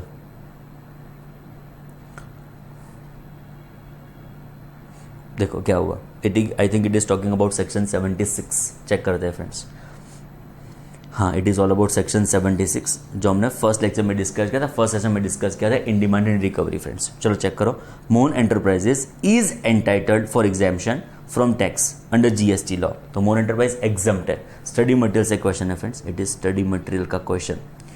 तो मोन एंटरप्राइज एग्जाम्प्ट था from collection of tax, however it collected tax from its buyer worth ₹50,000 in the month of August. तो भी उसने जीएसटी कलेक्ट कर दिया इन the month of August which was 50,000। तो ये 50,000 को फ्रेंड्स हम क्या बोलेंगे, अमाउंट एज टैक्स। टैक्स नहीं बोल सकते, क्या बोलना पड़े, अमाउंट एज टैक्स। टैक्स जैसा दिखता है। It has not deposited the said amount collected as GST with government. इसका डिपॉजिट नहीं हुआ है। 50,000 रुपीज का डिपॉजिट हो जाना चाहिए था, बट अब तक डिपॉजिट हुआ नहीं है friends. Now you are required to brief to Mon enterprises as the consequence of collecting tax but not depositing the same with government as provided under section 76 of CGST act 2017। क्या क्या उसके consequence को face करने पड़ सकते हैं उसका हमको मेंशन करना पड़ेगा। सिंपल वर्ड्स में बताऊं फ्रेंड्स, पूरी सेक्शन 76 आपको मेंशन करनी होगी कि जो आपने कलेक्टेड पैसा नहीं पे किया है तो सब सेक्शन 2 के हिसाब से आपको वहां पे शोकॉज नोटिस आएगी। शोकॉज नोटिस कभी भी आ सकती है। बाद में सब सेक्शन 3 में आप रिप्रेजेंटेशन करो, याद आ रहा है ना फ्रेंड्स, आप रिप्रेजेंटेशन करो, बाद में अमाउंट का डिटर्मिनेशन होगा, बाद में वो आपको पे करना होगा, इंटरेस्ट हर केस में आपको पे करना होगा, बाद में अपॉर्चुनिटी आपको प्रोवाइड की जाएगी, एक साल में उसका ऑर्डर पास होगा, बाद में सरप्लस होगा तो उसका एडजस्टमेंट होगा, बाद में वो सरप्लस जो भी होगा, मतलब वो सरप्लस होगा तो एडजस्टमेंट होगा, सरप्लस जो भी बचेगा उसका लेटर से 2 पार्ट्स में उसका डिवीजन होगा, ऑप्शन 1 ऑप्शन 2। ऑप्शन 1 जो जिस पर्सन उसका इंसिडेंस बैठ के उसको रिफंड दे दिया जाएगा और it would be credited to the consumer welfare fund. Clear. And जो भी पर्सन उसका इंसिडेंस बेयर किया था वो क्या क्लेम करने के लिए जाएगा, उसका रिफंड। तो ये सारा आपको डिटेलिंग मेंशन करना है as per section 76। Study material ने इंक्लूड किया है। एक बार आप शांति से पॉज करके आंसर एक बार देख लो, ना पॉज करना हो तो शांति से बाद में भी आप फ्रेंड्स इस आंसर को शांति से पढ़ सकते हो। सिंपल वर्ड में सेक्शन 76 को आपको कोट करके आना है। थियरी क्वेश्चन है पर प्रैक्टिकल वर्जन में आपको पूछा है फ्रेंड्स। चेक करो। Next is question number 2 again from study material on section 79 friends. Check करो। briefly discuss the modes of recovery of tax available to proper officer। और कौन से मोड्स आपके पास अवेलेबल है उसका इन डिटेल डिस्कशन है, जिसका डिटेलिंग हमने बहुत बार कर दिया आज। ये section 79 sub section 1 clause A B C D E F अलग अलग मोड से जो आप रिकवर कर सकते हो उसका डिटेलिंग हमारे पास अवेलेबल है फ्रेंड्स। ये भी आप खुद से एक बार रीड कर लेना, बहुत बार डिस्कशन किया है। I think modes of recovery पूछा था, आई थिंक बहुत इजीली आप बहुत एकदम इजीली आप उसको आप लेटर से फेस कर पाएंगे। मुझे नहीं लग रहा है फ्रेंड्स आपको कोई भी डिफिकल्टी आ सकती है। क्लियर। थर्ड फोर्थ को कैंसिल कर दिया था फ्रेंड्स हमने, तो ये अलग अलग डिस्कशन हमारा है। आओ जरा ये क्वेश्चन नंबर 8 चेक करते हैं friends. Demand order pass ₹5 crore, तो 5 करोड़ का डिमांड ऑर्डर पास हुआ है friends. Whether amount payable can be recovered from the following, क्या ये आपका अमाउंट पेएबल 5 करोड़ का है, वो अलग अलग जो नीचे मेंशन मोड्स है उसके थ्रू हम रिकवर कर सकते हैं। अब जरा चेक करो, रिफंड अंडर SGST, आपका SGST का रिफंड 2 लाख आपको मिलने वाला था, तो उसमें से मैं आपको वो रिफंड ना दूं, ऐसा पॉसिबिलिटी है? एब्सोल्युटली यस, इस मोड के थ्रू हम रिकवरी कर सकते हैं। Refund under custom law, custom law का रिफंड आपको रोक सकता हूं? एब्सोल्युटली यस, एक लॉस वो तो था, कस्टम लॉ का भी रिफंड रुकवा दिया, तो it is absolutely yes. Next होगा detaining selling goods under the control of proper officer, proper officer के कंट्रोल में आपके जो भी गुड्स थे उसको भी मैं सेल करके रिकवर कर सकता हूं? एब्सोल्युटली यस, ये मोड ऑफ रिकवरी हमारे पास पॉसिबल है। By issuing notice to any other person, मतलब आलिया को नोटिस इशू कर सकते हैं? Absolutely yes. From home money is due to defaulter, now following amount are due by debtor to defaulter, debtor कितना कितना डिफॉल्टर को ड्यू होता है, एक बार उसकी इंफॉर्मेशन है। बैंक के पास आपके पड़े हैं 1 लाख रुपये, पोस्ट ऑफिस में पड़े हैं 4 लाख रुपये, इंश्योरेंस कंपनी के पास है 2 लाख रुपये, अदर डेटर के पास है 3 लाख रुपये। इन सारे लोगों से आप रिकवरी कर सकते हो, कोई चिंता करने की जरूरत नहीं है फ्रेंड्स। क्लियर? नेक्स्ट चेक कर, एक और मोड ऑफ रिकवरी है detain sale, movable immovable property belonging to mister है, क्या उसको डिटेन करके सेल कर सकता हूं? एब्सोल्युटली यस, इसको भी आप डिटेन करके सेल कर सकते हो, which is movable immovable property. By issuing certificate to district collector of revenue, बोलो डिस्ट्रिक्ट कलेक्टर के थ्रू भी मैं रिकवरी कर सकता हूं? Absolutely yes. And recovery through application to magistrate, ये भी कर सकता हूं? Absolutely yes. इन जो भी मोड्स अवेलेबल है वो सारे के सारे आप यूज करके रिकवरी कर सकते हो फ्रेंड्स। उसका डिटेलिंग है कि देखो 5 करोड़ रिकवर करने थे तो कितने रिकवर हो पाए, ऐसे करते करते 5 लाख 5 लाख 10 लाख 40 लाख ऐसे रिकवर हो पाए। बाकी जितने भी बैलेंस हमारे पास बचा वो आप ये 2 मोड अलग अलग यूज करके रिकवरी कर सकते हो। आई थिंक सिंपल है, आपको पता चला फ्रेंड्स। क्लियर? चलो नेक्स्ट चेक करो, again interesting question number 9, following amounts is to be recovered, ये पैसा रिकवर करना है। आगे क्वेश्चन बहुत सिंपल था, अलग अलग मोड्स को खाली क्वांटम फॉर्म में चेंज कर दिया था, बाकी कुछ कंसेप्चुअल कुछ नहीं था फ्रेंड्स, खास नहीं था। ये इंटरेस्टिंग क्वेश्चन देखो फ्रेंड्स, CGST रिकवर करना है 18,000, SGST 8,000, interest penalty total is 20,000, total is 10,000। Simple words में मुझे ऐसा पूछो कि CGST का टोटल ड्यूज कितना, तो मैं बोलूंगा 20,000। एंड मुझे ऐसा पूछे कि SGST का टोटल ड्यूज कितना, तो फ्रेंड्स मैं कितना बोलूंगा 10,000। ये मेरा टोटल ड्यूज अवेलेबल है। क्लियर? चलो आगे चेक करो, answer the following, whether state GST officer can recover the dues of CGST, क्या SGST ऑफिसर CGST का पैसा रिकवर कर सकता है? CGST interest penalty assuming it as arrears of state tax, simple word में SGST ऑफिसर क्या CGST का पैसा रिकवर कर सकता है? एब्सोल्युटली यस, ऐसा हो सकता है, चिंता करने की जरूरत नहीं है। If amount recovered is ₹24,000 whether it will B retained by state government, SGST officer गया था तो वो जो 24,000 रिकवर करके फाइनली लाता है तो SGST ऑफिसर 10,000 अपने पास रखेगा, 14 CGST ऑफिसर को दे देगा, ऐसा होगा? ना ना ना, ऐसा नहीं होगा। ये 24,000 को कैसे डिवाइड करना होगा? 24,000 को डिवाइड करना पड़ेगा between C and S in the proportion of 2:1, बरोबर? रेडी? चलो कैसे डिवाइड करेंगे, एकदम सिंपल, 24,000 इंटू 2 डिवाइडेड बाय 3, यहां पे करेंगे 24,000 इंटू 1 डिवाइडेड बाय 3, तो इस प्रपोर्शन में इस अमाउंट्स को डिवाइड कर दिया जाएगा फ्रेंड्स। आई थिंक सिंपल है, एकदम रेडी, चकाचक। अमाउंट्स का आंसर देखना तो देख सकते हो, it is 16,000 and 8,000 respectively. Clear? चलो नेक्स्ट, बस आई थिंक ये 2 क्वेश्चन हमने कवर किए फ्रेंड्स इन अवर सेक्शन 79। तो बहुत इंपॉर्टेंट सेक्शन थी हमारे exam perspective, which is friends section 79, different modes of recovery friends. तो फ्रेंड्स आज का डिस्कशन हम यहाँ तक रखते हैं, 79 का रीडिंग बाकी है जो हम लेक्चर नंबर 3 सेशन नंबर 3 में कवर कर लेंगे फ्रेंड्स। जो रिमेनिंग सेक्शन उसको भी वहाँ पे डिस्कस कर लेंगे। अब तक हमने जो डिस्कस किया उसमें से जो सबसे इंपॉर्टेंट सेक्शन थी उसका डिस्कशन हमने कंक्लूड कर दिया है, which is section 76, section 79। Okay, 77 जो आपको पता है C+S की जगह I हो गया, जहाँ पे सेक्शन 19 का रेफरेंस लिया था ऑफ IGST, तो उसका क्या करने का 3 मंथ्स तक डिपार्टमेंट आपकी वेट करेगा। जो आपने नहीं पेमेंट किया तो रिकवरी कौन से मोड से होगी, आई थिंक उसकी क्यूरियोसिटी हमारे मन में क्लियर हो चुकी है कि अलग अलग कौन से मोड्स है जिसके थ्रू पैसा रिकवर हो सकता है फ्रेंड्स। क्लियर? जो रिमेनिंग सेक्शन है 80 से लेके 84 उसको हम 3rd सेशन में डिस्कस करके इस चैप्टर को कंक्लूड करेंगे फ्रेंड्स। क्लियर? आप अपने घर पे बहुत सेफ रहना, खास पढ़ते रहना, ये टाइम आपको वापस नहीं मिलने वाला है फ्रेंड्स। ये टाइम एक बार चला गया वापस नहीं आएगा, कितना भी आप मतलब रिवर्स करने का ट्राई करेंगे फ्रेंड्स, टाइम को कभी भी वापस नहीं आएगा। सिर्फ दिल से एज अ आपके बड़े भाई रिक्वेस्ट है कि खास टाइम को मैक्सिमम यूटिलाइज करना friends. Clear? Thank you so much, all the very best friends, thank you.